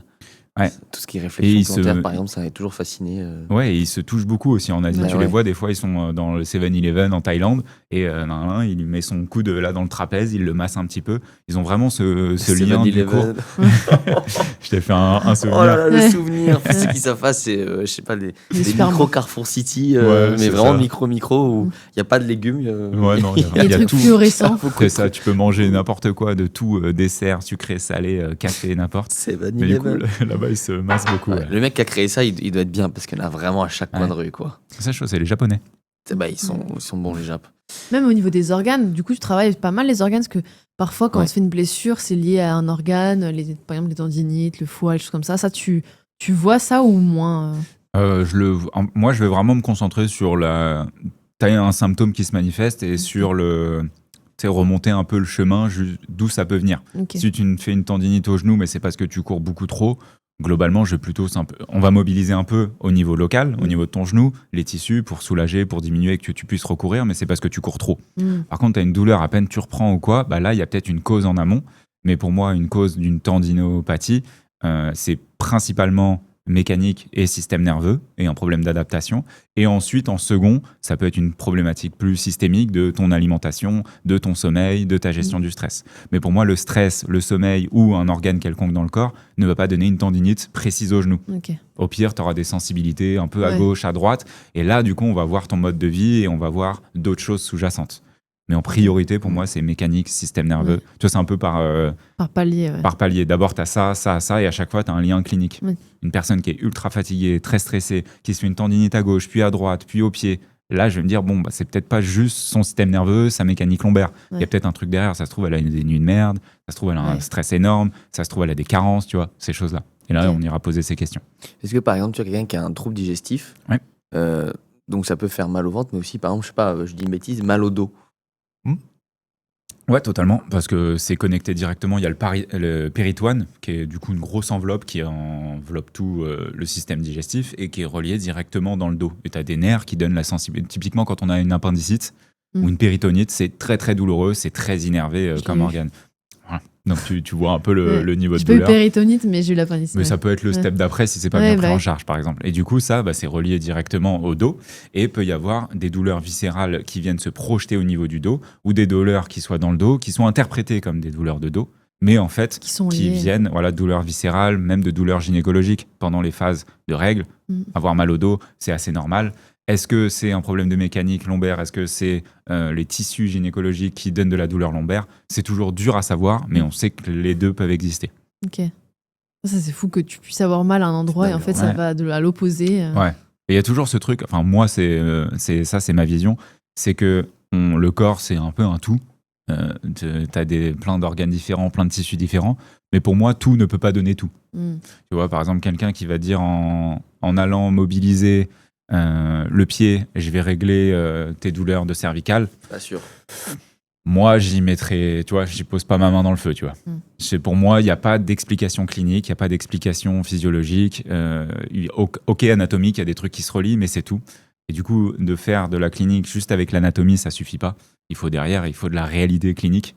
Et du coup, ça, pour moi, des trucs, on va chercher des trucs des fois un peu farfelus.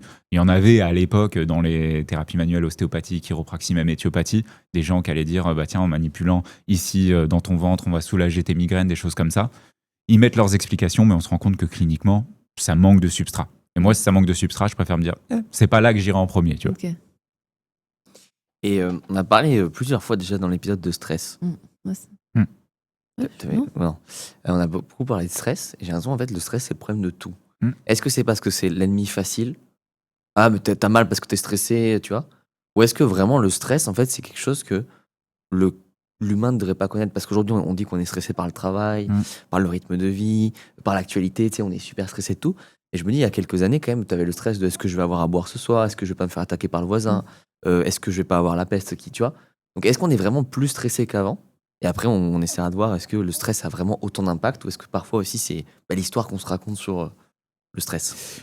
Ma vision là-dessus, j'aimerais bien savoir aussi la vôtre, c'est que on a beaucoup, pendant très longtemps dans l'évolution, on a été adapté plutôt autour du stress. C'est-à-dire, tu as des moments, tu dois aller manger, c'est un moment stressant. Il fait nuit, bah, tu vas dormir. Tu vois, il y a des effets qui font que tu t'adaptes à ton environnement, du coup au potentiel stress. Et maintenant, on a un peu inversé la tendance. C'est quoi qu'il arrive, quel que soit ce qui se passe autour de toi, tu dois faire les choses. Tu dois aller travailler, tu dois te lever tôt, tu vas moins dormir. Tu as beaucoup plus à disposition de la nourriture de mauvaise qualité, du coup, qui stresse ton organisme. Tu vas beaucoup plus avoir la possibilité de ne pas bouger. Du coup, pareil, ça diminue tes capacités de ton organisme. Du coup, bah, tu deviens plus sujet à être stressé facilement parce que tu bouges pas assez. Donc, je pense que notre société actuelle fait que on s'est mis dans un environnement beaucoup plus facilement stressant. Et je pense aussi en parallèle qu'on ne sait jamais vraiment, enfin maintenant on commence, mais à se poser la question comment on peut faire pour être plus résilient et plus robuste face au stress environnement qui nous arrive. Donc pour moi, il y a ces deux choses-là qui jouent.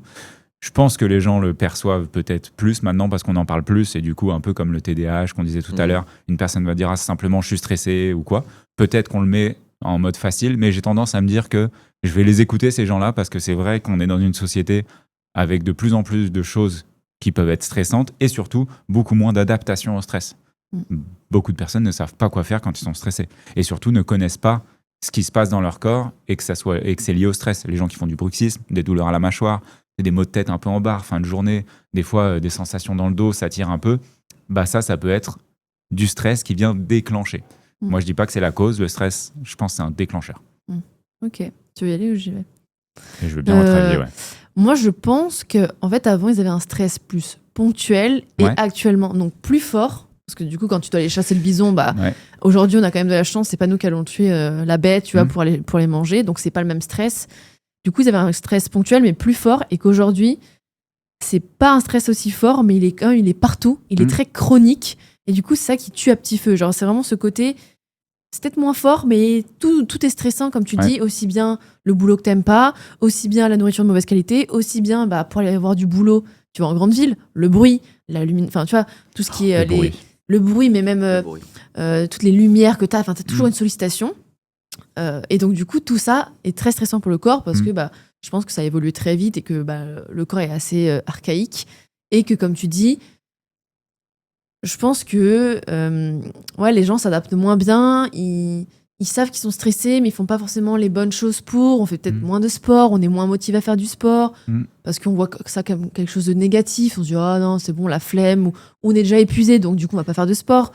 on mange moins bien parce que on n'a pas le temps. Donc du Mhm. coup, on va vers la facilité. Mais du coup, tout ça fait que on est très stressé. Donc moi, je pense que c'est vraiment une question de peut-être moins fort le stress, mais tellement constant que du Ouais. coup, c'est que ça devient chronique et ça devient hyper néfaste, quoi. Au lieu de te prendre en gros un coup de couteau tous les 4 ans, tu te prends un coup de cuillère. Je sais pas si vous avez déjà vu cette vidéo YouTube du mec qui chasse Ah non, je savais. Non, un vas-y. homme à la cuillère. C'est une vidéo YouTube, elle est folle. Vraiment, je l'imagine par rapport au stress. C'est un mec qui a une cuillère. Tu imagines l'image de la faucheuse en noir un peu. Ouais. Toujours un petit coup, en fait, c'est ça. Et juste un petit coup dans le dos. Bien chiant. N'importe où, sur le bras, tout le temps. Un coup de cuillère. Mais Comme partout. la pluie qui tombe tout le temps. Tout le temps, tout le temps, toute sa vie, il se balade partout.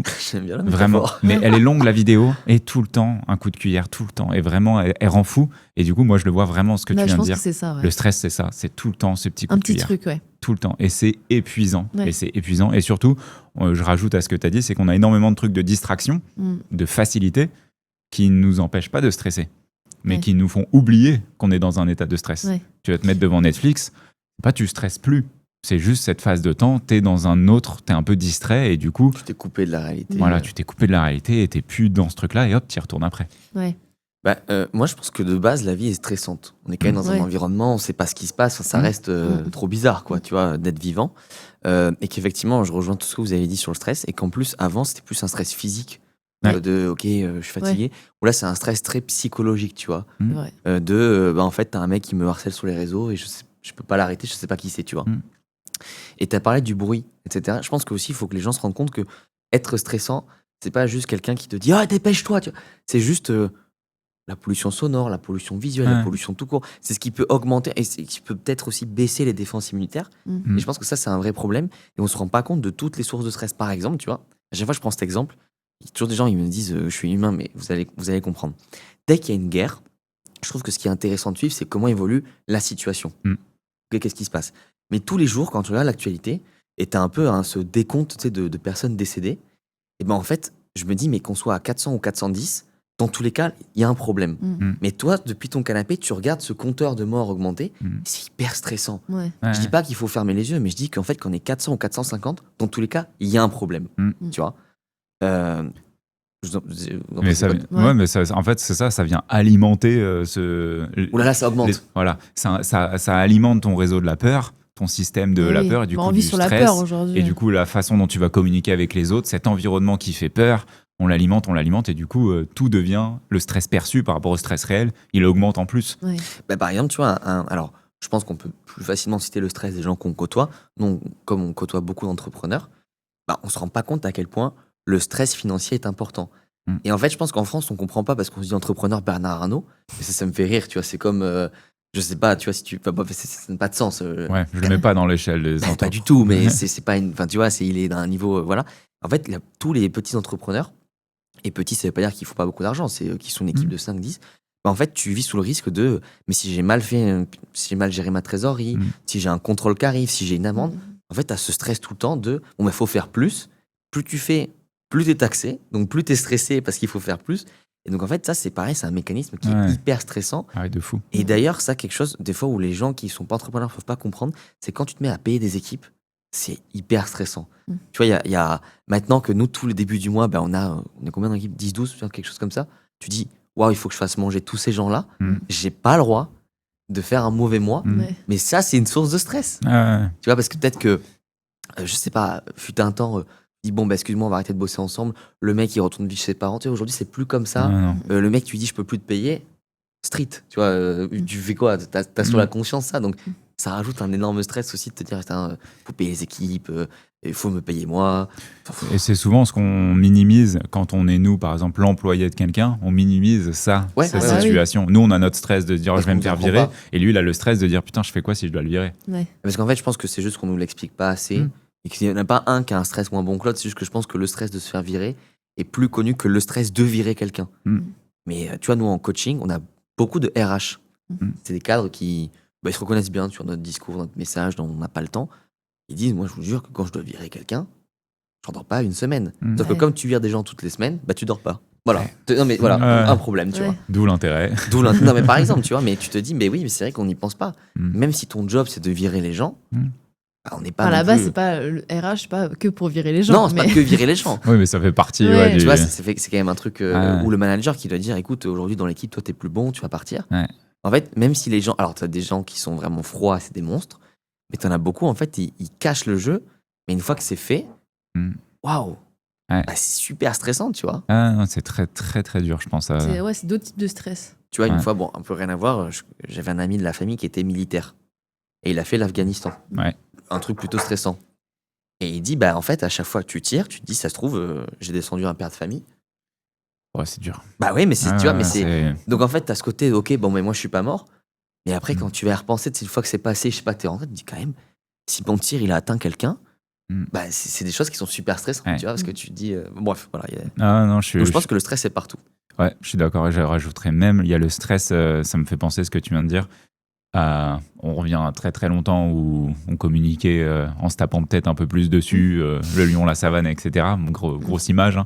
Mais il y avait beaucoup moins de morale, potentiellement, et Ouais. qui s'est construit au fur et à C'est mesure vrai. de la société. Et maintenant, il y a un peu ce stress moral, éthique, c'est-à-dire que les rapports dans une entreprise, bah, ils sont codifiés. Ouais. Et sauf que dans notre cerveau, des fois, on a juste envie de mettre un coup de tête potentiellement à la personne. Ça passe dans notre cerveau, mais du coup, c'est inhibé parce que bah, code moral Ouais. qui vient. Et il y a plein de choses comme ça dans la vie de tous les jours. Et je pense qu'on n'est pas forcément. C'est pas parce qu'il y a une morale qu'elle coïncide pas forcément avec notre état interne. Pour ça qu'il y a des gens sûrement qui sont très violents et d'autres beaucoup moins. Mais du coup, il y a ce truc-là où je pense que ça peut être stressant. C'est que là, moi, j'ai envie de faire ça. Mais je peux pas faire ça parce qu'il y a un code qui fait que ça se fait pas de faire ça, de dire ça à mon patron, de dire ça à telle personne en face. Ça se fait pas de le dire. Et du coup, de garder des choses pour soi, de s'inhiber là-dessus, pour moi, ça, c'est aussi une source de stress qu'on minimise. Ouais, non, mais il y en a beaucoup. Oui, c'est vrai que maintenant, il faut faire attention à tout ce que tu dis, même sans aller dans la violence. Enfin, le moindre mot maintenant, faut faire attention, il peut être hyper mal interprété. Donc c'est vrai, comme tu dis, t'es plus trop toi en fait. Donc du coup, comme tu gardes tout pour toi et t'arrives pas à exprimer comment t'es, intérieurement, ça peut créer du stress dans le sens où tu te libères pas. Faire une petite fury room, une fois j'ai fait ça. C'est génial ça. T'as une batte de baseball et tu défonces tout. Des écrans et tout, Ouais. c'est génial. C'est quand même bien révélateur de notre. De notre société, ouais. Pour libérer tout ce qu'on a. Ouais, On garde tellement tout pour nous. Bien après, des fois, juste on se rajoute du stress. Par exemple, si on fait moins de sport et tout, bah, c'est vrai que le corps déjà a moins cette capacité à l'évacuer. Mais je pense que voilà, on se rend pas compte. T'as dit le bruit. Tu vois, moi, quand c'est connu, je t'écris depuis Bordeaux. Du coup, maintenant, on habite à Paris. Ça, c'est le truc qui m'a le plus marqué, c'est le bruit. Tu sais, hop, t'as le métro en dessous là qui passe. Du coup, un klaxon, un machin. Tous les magasins qui se font livrer, tous les camions poubelles, parce que du coup, il y a plus de gens. Et tu te dis, mais en fait, il y a toujours un bruit. Et ça, mine de rien, ça fait que le système nerveux est toujours en alerte. Et ça me l'avait fait, tu vois, alors, ça me le fait. Moi, j'ai des origines d'Italie, en Sicile. Sicile et calme, c'est des mots qui ne se sont jamais rencontrés, tu vois, ces mots. Donc, il y a toujours du bruit. Et tu vois, en Asie, c'est un peu pareil. En Thaïlande, je me dis, putain, mais Bangkok, ça s'arrête jamais. Ouais. Et en fait, les gens vivent en surstimulation, ils s'en rendent pas compte. Et c'est ça aussi, quand on dit gestion du stress, c'est juste, pas de bruit. Calme, tranquille. Pas en mode, t'as le métro, ça passe, bam, l'ambulance, ça passe, le camion poubelle, bam, le camion, bam, le facteur, bam, waouh! Silence. Non, tu vois. Mais j'ai trouvé moi une solution à ça je peux pas gérer mon environnement, mais du coup je me suis acheté un casque, un réducteur de bruit. Un réducteur de bruit, ça m'a changé la vie. Je le mets chez moi quand j'habitais à Montrouge. Je descendais, j'allais dans le métro, j'arrive à l'endroit, je l'enlevais. La diminution de l'impact de l'environnement sur moi, il était mais vraiment énorme. Bel exemple de ce que quand tu ajoutes quelque chose, ça peut aussi régler parce que tu peux pas changer Paris, tu vois, comme ça. Donc, oui, si t'as pas le choix d'habiter à Paris pour ton taf, bah faut trouver des solutions, quoi. Mais cette solution, pour ceux qui ont vraiment une gêne avec le bruit et qu'ils le sentent, c'est un peu viscéral. Moi, c'est devenu viscéral. Vraiment, quand il y a trop de bruit, je le sens tout de suite. Tend, en fait. Ça me tend, je sens que je suis pas bien et j'ai besoin d'un sas de décompression. S'il y a eu du bruit, il faut que je me mette un peu au calme, que je fasse des trucs tranquilles. Du coup, ça me prend du temps. Et c'est pas moi qui ai choisi que ça me prenne du temps. Du coup, le casque, vraiment, ça change la vie. Tu te mets une petite musique, t'es pas obligé de mettre fort. Génial. Ouais. Non, je pense que pour beaucoup, même sans sentir que ça nous tend, ça, quand tout le monde redécouvre le calme, tout le monde se dit c'est incroyable bien. en fait. À la campagne, t'es au calme, t'es en mode waouh, c'est bien. Parce que tu peux le supporter, mais ton corps, au bout d'un moment, il en peut plus. Donc ça peut être toujours une bonne astuce de lui dire tiens, prends un peu de calme dans la tempête, ça va te faire du bien. Ouais, totalement. Je pense que tu avais un autre sujet à aborder. Est-ce que tu veux ajouter quelque chose sur le stress? Je pense qu'on a fait un beau tour. Ou même par rapport au corps, si tu as d'autres trucs à ajouter, s'il y a d'autres liens. Je pense aux questions, c'était bien. J'ai bien aimé. Oh là là, merci Hugo. T'as un amour. Non, mais vraiment, c'était cool parce que ça permettait de discuter. Tu vois, vos idées, rebondissez. Du coup, ça, j'ai bien aimé de pouvoir échanger sur ce sujet-là. quand même. Trop bien. Et est-ce que tu aurais. Après, on a un petit jeu pour toi. Ok. Je sais pas si tu connais le oui-non. Parfait. Très bien. Est-ce que justement, tu vois, tu aurais un conseil pour les gens? Parce que j'ai l'impression que quand même, il y a des problèmes qui viennent assez régulièrement. Tu vois, on a parlé du stress, on a parlé du manque de sommeil. Est-ce que tu dirais, voilà, ça, c'est vraiment. Après tant d'années d'expérience, j'ai remarqué que ça et ça, c'est ce qui aide le plus de monde dans la globalité. Et c'est en même temps des choses assez faciles à implémenter. Ouais, je m'en rends compte. Je commence par un ouais. Merci. je me rends compte et c'est ce que moi je donne beaucoup en conseil quand j'accompagne des gens. C'est vraiment, vaut mieux prendre 2 minutes, 5 minutes par jour pour bouger tout votre corps et faire quelque chose en conscience. Par exemple, déjà, juste bouger tout son corps, sans chercher à être sportif, sans chercher à savoir faire des étirements de yoga. Juste bouger tout son corps, un peu sa tête, ses bras. Ça met de la conscience dans son corps, on se rend compte de ce qui fait mal ou pas. Ça fait bouger, ça fait du bien. La deuxième chose, c'est faire toutes les choses, si possible, en conscience. C'est-à-dire, si tu manges et que tu es sur ton téléphone en même temps, tu manges pas en conscience. Si tu parles avec quelqu'un, t'échanges, et en même temps, tu as ton téléphone et tes notifs, t'es pas dans un échange en conscience. Et du coup, tu es tout le temps sur 2 niveaux. Tu es un peu multitâche. Et on n'est pas fait pour être multitâche.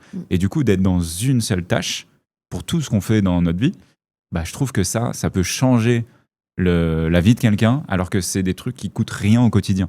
5 minutes dans ta journée de bouger et juste faire les choses en conscience, pas faire 2 choses en même temps. Si tu crois qu'être sur ton téléphone et manger en même temps, ça te fait gagner du temps, il y a des questions à te poser, te dire pourquoi, qu'est-ce que je gagne comme temps, parce que souvent on est sur les réseaux, des choses comme ça. Et du coup, faire vraiment les choses en conscience, je pense que c'est le conseil que je donnerais à tout le monde. Ouais. Non, mais c'est vrai. Bouger 2-5 minutes. Vous aimez pas le sport? Ok, commencez à bouger 2-5 minutes. Et j'ai l'impression que les gens qui n'aiment pas le sport, c'est qu'ils n'ont pas assez testé. Oui. C'est comme les légumes, tu vois. Là, on me dit j'aime pas les légumes, je dis attends, t'as goûté quoi? Aubergine à la poêle, je peux comprendre. Mais tu vois, rien que les tomates, tu peux les manger crues, cuites, au four, en sauce. Et le sport, c'est pareil. Parce que c'est vrai que quand tu dis sport, on pense course, natation, muscu. Boxe, tennis, escalade, paddle, badminton, équitation, danse, ski nautique. Enfin, je sais pas, il y a plein de sports qui existent. Mais c'est vrai qu'on pense. Moi, je pense aussi, on associe sport à performance. Tu vas faire du sport, va falloir t'entraîner pour réussir à faire quelque chose. Tu vois? Et du coup, c'est pour ça, moi, j'aime bien quand je parle, que ça soit dans des entreprises ou en cabinet, je m'en fous que vous fassiez du sport ou pas. Juste, il faut que votre corps bouge, c'est de l'activité physique. Mais faites ce que vous aimez en bougeant. Si jamais vous, en jardinant, ça vous dérange pas de faire un peu de squat de temps en temps, des trucs comme ça, tu vois, juste, faut que votre corps il soit en activité. Et après, vous allez peut-être venir dans un sport qui est une discipline encadrée, que vous allez aimer et qui rejoint des choses physiques que vous aimez.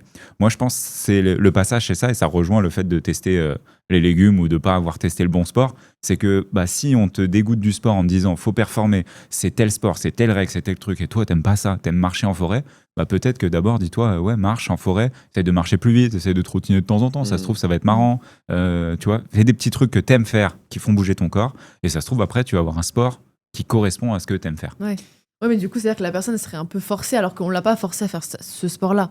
Le tout, c'est vraiment trouver un sport que tu kiffes avec du plaisir. Comme tu dis, au début, ça peut marcher en forêt, mais tu peux quand même trouver plein de sports. Je pense qu'il faut juste que les gens prennent conscience qu'il n'y a pas juste la musculation et la course, et qu'en vrai, tu peux, sans faire de la compétition, aujourd'hui, on peut faire en loisir. Et je trouve que ça s'est quand même bien développé et les gens peuvent trouver un sport qui les fait kiffer. Il faut juste, effectivement, prendre le temps de chercher un peu. De tester. Mais si derrière, ça te permet de prendre du plaisir, de t'amuser et même rencontrer des gens, franchement, et surtout te le vider la tête. bénéfice, c'est juste incroyable. Tu te vides la tête et en même temps, comme tu dis, tu bouges ton corps, tu muscles ton corps, tu fais un peu de cardio et mine de rien, pour la santé, ça change tout, quoi. Pas hésiter, surtout sur les gens, souvent en début d'année, à septembre, il y a les trucs d'assaut où tu peux tester plein de sports gratuitement. C'est comme ça que Myriel s'est mise à l'athlé. C'est vrai? Ah, c'est une sprinteuse de fou. Hein. Oui, mais c'est pas à cause de ça. Enfin, c'est juste j'ai testé. Oui, t'as testé. C'était un début d'année, tu t'es dit, tiens, septembre, nouveau sport. Moi, je conseille vraiment à tout le monde de faire ça. Moi, ça fait ça. Bon, pas pour le sport, pour le théâtre. J'ai testé, je fais, j'adore. Du coup, j'en ai fait. Super, mais c'est le même truc, je pense. Vraiment tester, doser. Pas se dire, je vais être bon, pas bon, on s'en fout. Vous allez être mauvais. C'est tout. Par exemple, aussi pour le sport, tu vois, je pense que quelque chose, c'est important de comprendre qu'est-ce qui nous empêche de faire du sport. Donc, de trouver les frictions. Par exemple, dans mon cas, pourtant, c'est mon métier. Si ma salle de sport est loin, j'y vais pas. Donc, moi, j'ai compris qu'il vaut mieux une salle de sport 4 sur 10 en bas de chez moi que 9 sur 10 à 30 minutes. Sinon, j'y vais pas. Et là, la distance n'est pas une friction. Par contre, ça va être l'inverse. C'est si ma salle, elle n'est pas au top, ça ça va pas me motiver. Tu vois, chacun Ouais. son truc. Ouais. Donc, et ça, tu vois, juste se poser, c'est quoi les frictions? Ah ouais, je Par suis exemple, d'accord. Les sports avec les horaires, ça peut être des frictions. C'est pour ça que courir, c'est bien, tu sors. Ouais. Tu demandes à personne ton. Ou la muscu, ouais, voilà. La muscu, ça va, les horaires sont assez sans. L'escalade aussi, les salles, elles sont ouvertes en général Oui. 7h à 23h. Voilà. Voilà, Ouais, t'es donc ça bien. te laisse le temps. Ouais. T'as une plage horaire C'est ça. tellement large que tu peux y aller quand tu veux. Putain, je voulais dire quelque chose. Tout à l'heure, on parlait de quoi là? De sport, de tester un sport. De stress. Bon, ça va me. Ça va repopper comme ça Je d'un t'ai coup. posé la question, t'as répondu quoi en premier? Prendre 5 minutes, 2 à 5 minutes. Ah par oui, jour. voilà, super, merci. Là, je trouve qu'il y a une seule activité qui permet d'en faire 2 sans que ce soit contre-productif. C'est par exemple marcher et écouter un podcast ou marcher et passer un appel. Parce que comme c'est un effort physique hyper intuitif, on n'est pas concentré quand on marche. Ouais. Sauf si tu marches à Paris Centre, il faut faire gaffe à toutes les motos qui te coupent la route. Ça, Mais ouais. ça, c'est notre histoire. Ça, tu vois, ça peut être pas mal. Mais Ouais. effectivement, manger plus podcast, c'est deux activités où, mine de rien, il faut un peu. Tu réfléchis pas en mangeant, mais ton corps a besoin de conscientiser. Alors que marcher, ton corps ne va pas brûler de calories parce que tu penses pas Ouais. au fait que tu marches. Ouais, je Par suis contre, il d'accord. peut mal digérer parce que tu n'es pas en train de penser au fait de marcher. Ouais. Et donc, je trouve que, tu vois, moi, par exemple, avec ChatGPT, ce que je fais des fois, c'est que j'ai besoin de bosser, tu sais, de réfléchir et tout. Bah, je vais le faire en marchant parce que maintenant, il y a la fonction vocale. Tu brainstorm avec, Bah ouais. c'est Et génial. donc, on est là, on est au soleil. Je me suis dit, attends, on vit quand même une époque de fou. Ouais. Je suis posé Ouais. dans un parc, je suis en train de vocal ChatGPT, je suis en train de lui parler, il me fait réfléchir. En même temps, je bronze et je marche. C'est quand même pas la même que le vieil ordi dans la petite pièce toute sombre où t'es. Ah non, clairement. Et Oui. ça, je pense que c'est une façon de productivité saine parce que ça demande pas. C'est pas en mode je suis au téléphone avec mon père en même temps je réponds à mes mails, tu vois. Ou là, Voilà, ça. Moi, c'est surtout ces trucs-là déjà en premier. Mais j'irais même, moi, je pense que c'est après ce mois au Japon, j'irais même un peu dans l'extrême de dire ça serait bien, et je suis d'accord, marcher en podcast, mais quand c'est décidé. Il y a des gens, ils vont aller marcher. J'ai coupé ma propre phrase. Il y a des gens, ils vont aller marcher et mettre un podcast juste parce qu'ils ont peur de s'ennuyer. Ouais. Et pour moi, là, c'est là que ça va pas. Si tu Ouais, veux aller ok. marcher, va marcher pour marcher. Mets-toi de la musique si t'as peur au début ou quoi, mais va marcher pour marcher. Ensuite, quand t'as l'habitude, je prends ton cas, t'as envie d'écouter un podcast et en marchant en même temps parce que tu sais que c'est 2 choses qui vont te faire du bien. Là, pour moi, c'est totalement OK. Mais il y a des gens qui risquent d'aller se dire, je vais marcher, je vais forcément faire autre chose, passer un coup de fil. Tu vois, Ouais, et ils du n'arrivent coup, plus à faire la chose pour faire la chose. on a quoi. trop peur de s'ennuyer et que les choses soient lentes. Et on a peur de cette lenteur. Et je pense que cette lenteur, on a besoin de la retrouver pour être plus productif, pour Ah. être plus efficace, pour se sentir mieux. On a besoin de plus. Au lieu de faire plus en moins de temps, on devrait faire moins en plus de temps, pour moi. Ouais. Et le petit, pour tous les créateurs, entrepreneurs qui nous écoutent, des fois on a peur de marcher sans téléphone parce que si on a des idées, en vrai rien de mieux que le petit calepin. Après en rentrant, tu prends 1 seconde Ouais. pour écrire, tu vois. Ouais. Après, au pire, même si t'as une idée que t'as rien pour écrire, bah, tu y penses et Et tu la répètes en tête. Voilà, tu la répètes. Puis comme tu Oui. feras que ça, Ouais. t'auras moins de chances de l'oublier parce que t'auras pas de distraction. Puis Ouais, si ouais. tu l'oublies, c'est que c'était pas une si bonne idée. Mais non, mais il y a ça, c'est vrai, t'as raison. Et puis, Mais c'est ma vision en Ouais, non, rentrant mais j'ai du un- voyage chez moi, ça m'a apporté ça. Je me suis dit, en fait, c'est bien la lenteur. Mm. Et c'est bien pour le corps, et c'est Ouais. bien pour ce qu'on fait, pour la productivité, pour tout. Ouais, aller prendre du lent, c'est recul. aller vite. Hmm. J'ai un post demain qui sort sur ça, justement, de le côté. En fait, de rien faire, c'est être plus productif parce que des fois, en fait, les gens sont plus occupés que productifs. Mm. Et par exemple, je le vois il y a quelques semaines avec Meryl, on a tourné 4 épisodes d'un coup. En gros, t'es pas dispo de la journée, tu vois. Ouais. Et du coup, au lieu de répondre aux équipes toutes les 30 minutes, j'ai répondu une fois. Je me suis dit, c'est marrant, ça va pas moins fonctionner. Ouais. Parce que déjà, il y a des réponses qui sont pas aussi urgentes que tu crois. C'est quoi une vraie urgence, tu vois? Mm. Tu vois, même si, je sais pas, demain, il y a le labo qui produit nos compléments, il est en panne. C'est embêtant, mais bon, à 12 heures près, Oui. il Ça change va rien, se tu peux passer rien quoi, faire. tu vois, ouais. Ouais. Même s'il y a un camion qui perd ton colis, bon, oui, mais le fait que je réponde tout de suite, on va pas retrouver le camion, quoi. Oui, ça, qu'est-ce que ça va faire de t'activer à fond Ouais. maintenant? Est-ce Si que ce ça n'est, va... Se rassurer en mode je suis sur Voilà. le coup et tout. Et en fait, tu te rends compte aussi que moins tu parles, par exemple, avec les équipes, ça veut pas dire plus leur parler, mais moins tu as de ce small talk de, micro-management quotidien, et en fait, plus tu... Parce que du coup, même tu prendras de meilleures décisions, tes messages seront plus pertinents, etc. Ouais, ça, je suis d'accord. On a un jeu pour toi, du coup, Hugo. Ok, Ça s'appelle le jeu du oui-non. ok. J'adore, les invités, ils ont peur. On te pose 12 questions et tu réponds par oui ou par non. Ok. Ah, j'ai cru que j'allais pas devoir dire oui ou non. Ah non. C'est ni oui ni non. Ok. Tu réponds par oui ou par non. Ok. En fait, ça, toujours, on en fait un petit short, ça lance l'épisode sur les Ouais, réseaux. ok. Et t'as le droit à un joker. Ok. Et C'est après, bon, tu c'est pourras trop bien. revenir dessus si tu veux Ok. sur certaines choses. Je t'en prie. Ok, c'est parti. Une douleur dans le dos peut venir des intestins. Supprimer un symptôme, c'est parfois pire que le symptôme lui-même. Oui. Un corps peut créer une douleur sans aucun problème physique réel. Tu peux répéter? Un corps peut créer une douleur sans aucun problème physique réel. Le foie peut être responsable de tes douleurs articulaires. Joker. La respiration suffit à soulager des douleurs chroniques. Un corps qui va bien ne tombe pas malade. Les médicaments peuvent t'empêcher de comprendre ce que ton corps te dit. Oui. On peut être stressé sans s'en rendre compte et en payer le prix physiquement. Une entorse qui revient tout le temps, c'est un problème d'organe. Tu n'as pas besoin de repos, tu as besoin d'un vrai système nerveux équilibré. Un symptôme qui revient, c'est toujours ta faute. Est-ce qu'un symptôme, c'est une chance? Oui. Tu suis bien débrouillé, hein? Ouais. Oh, ça met une Ah ouais, adrénaline. Non, mais t'as été super rapide pour répondre. Ok. Ouais. Et après, nous, tu sais, on cut sur les réseaux, mais t'en as Ok. des fois, ils mettent 30 mettent secondes longtemps. par question et tout. Moi, j'essaie de me mettre dans le truc Ouais. En fait, comme j'ai dans un l'impression jeu. Tu m'as dit c'est un jeu, Ouais, je joue, ouais. hein, je suis joueur. J'ai l'impression, en fait, c'est un beau résumé de tout ce qu'on a vu, tu vois. Ouais, Donc, grave. c'est vraiment. Et C'était bien vos questions en plus. J'ai bien trouves aimé. Ouais. Ces fois, vraiment. on a peur de se répéter, tu sais, à bout de 80 épisodes, on. Non, elles étaient intéressantes. Pas juste le foie et les douleurs. C'était foie et douleurs Ouais, articulaires. et C'est trop vague. Je me dis dans certains cas possible. C'est pas déconnant, mais c'est trop précis comme Mais question pour. Ouais, et c'est dans quel cas, comment, Ouais. cliniquement, quoi, je saurais pas. Ça, j'ai l'impression que ça relève plus un peu de la médecine chinoise. Pour avoir La vaguement médecine Ouais. chinoise, c'est quand même fascinant. Hein. Mm. Parce que pour eux, tous les organes, enfin toutes les douleurs sont liées à un organe. Donc si Ouais. t'as un problème d'organe, genre de foie, de rein, de machin, ça peut te causer le problème, etc. Mais il y a tout un système, du coup, qui n'est pas occidental, c'est le système des méridiens. Mm. Et Bah nous, oui. on n'a pas ce système de pensée-là. Mm. Et du coup, vu qu'on passe sur un autre système de pensée, il y a une autre clinique, Bien sûr. mais c'est pas la même, elle n'est pas visible pareil.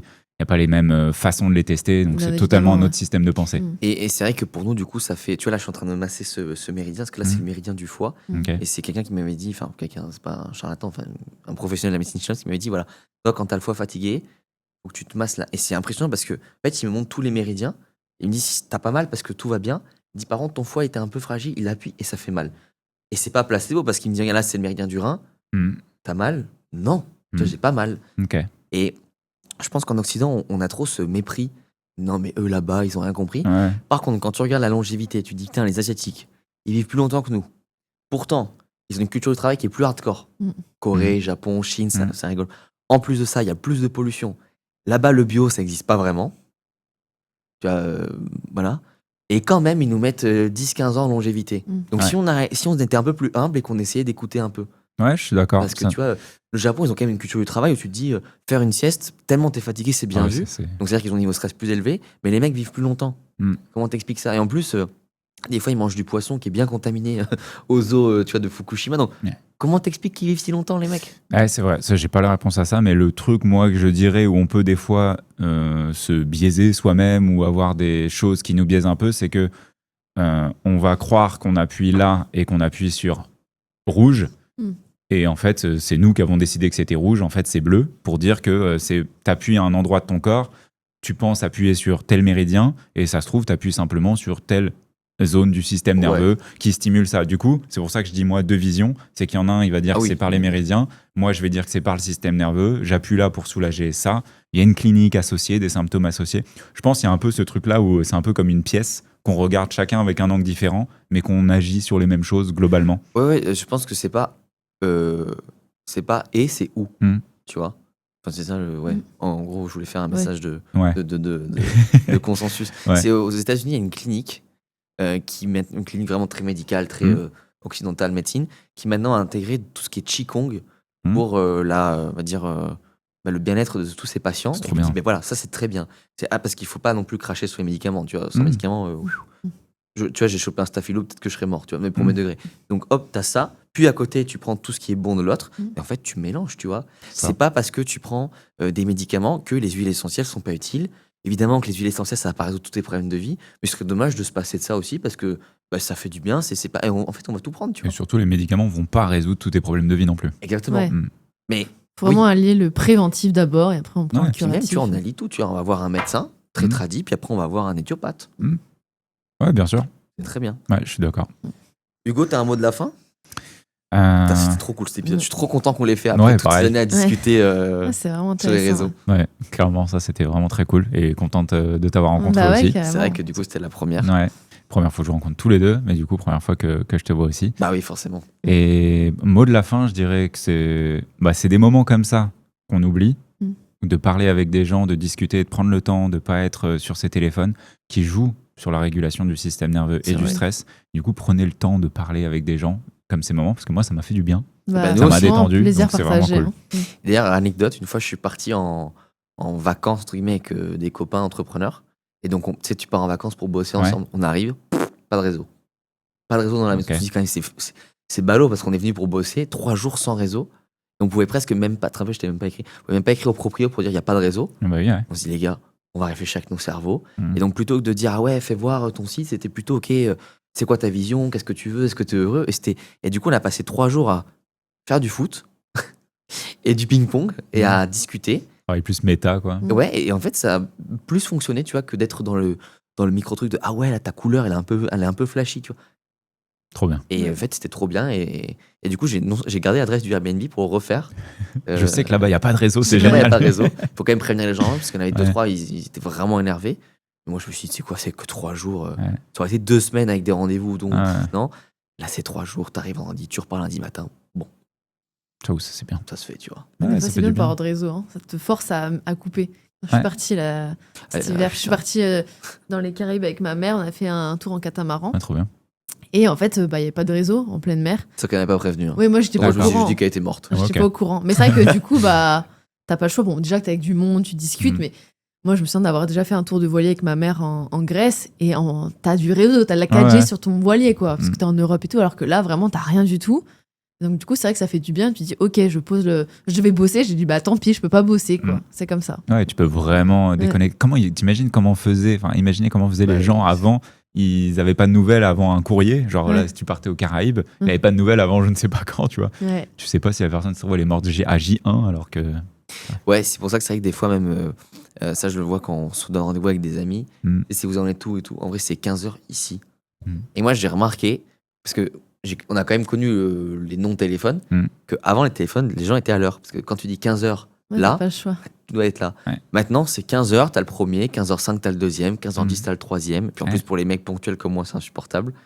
Non, mais c'est vrai. Mm. Et ça, c'est vrai, c'est bête, mais Ouais, je suis c'est d'accord. quand une fois, on avait une activité, je sais plus quand, et un pote arrive en retard, on l'a commencé. Et je me rappelle, c'était un peu un scandale. Et tu vois, mais gros, mais t'as 25 minutes de retard, tu vois, faut qu'on commence, quoi. On a une activité, il y a un horaire, il y a des gens à respecter. Ah ouais, on avait fait une réalité virtuelle. Ah oui. Le mec arrive en retard. Les gars, j'ai pas les consignes. Bah ouais, mais tu sais, en fait, on a réservé la salle. Les maîtres Il y avait du un jeu, temps, ils ouais. ont un temps. Mm. T'as 25 minutes de retard, tu veux que Ouais. je te dise quoi, Oui, tu c'est vois. ton problème, c'est pas. Ouais. Donc, ouais. Ouais, je suis d'accord. Moi aussi, je suis ponctuel et c'est toujours. J'ai vu J'accepte. ça Il y ce a- matin. il y a une marge. J'ai vu ça ce matin. Mais j'ai des trucs, je suis en mode. En fait, tu me prends mon temps à toi Bah ouais. arriver en retard, du coup, c'est Ouais. désagréable. C'est clair. Bah écoute, merci beaucoup, Hugo. Ah, merci à vous pour Dites-nous en l'invitation. commentaire si vous voulez une V2. Ouais. Toujours Mm. bon, on ira, quand tu remonteras à Paris, on la fera. Avec plaisir. Et puis téléchargez votre e-book en description, comme ça vous avez tout le résumé de tout ce qu'on a vu. On vous mettra le réseau d'Hugo aussi. Ouais. Voilà, comme ça, Nice, vers Libération, c'est ça Quartier Libération, Quartier je pense, Libération. normalement, mais Nice, sûr. En tout cas, vers Nice, profitez-en. Et puis pensez à vous abonner, liker, commenter, c'est très important. Et puis rendez-vous dimanche prochain à 18h. Allez, Ciao, salut. ciao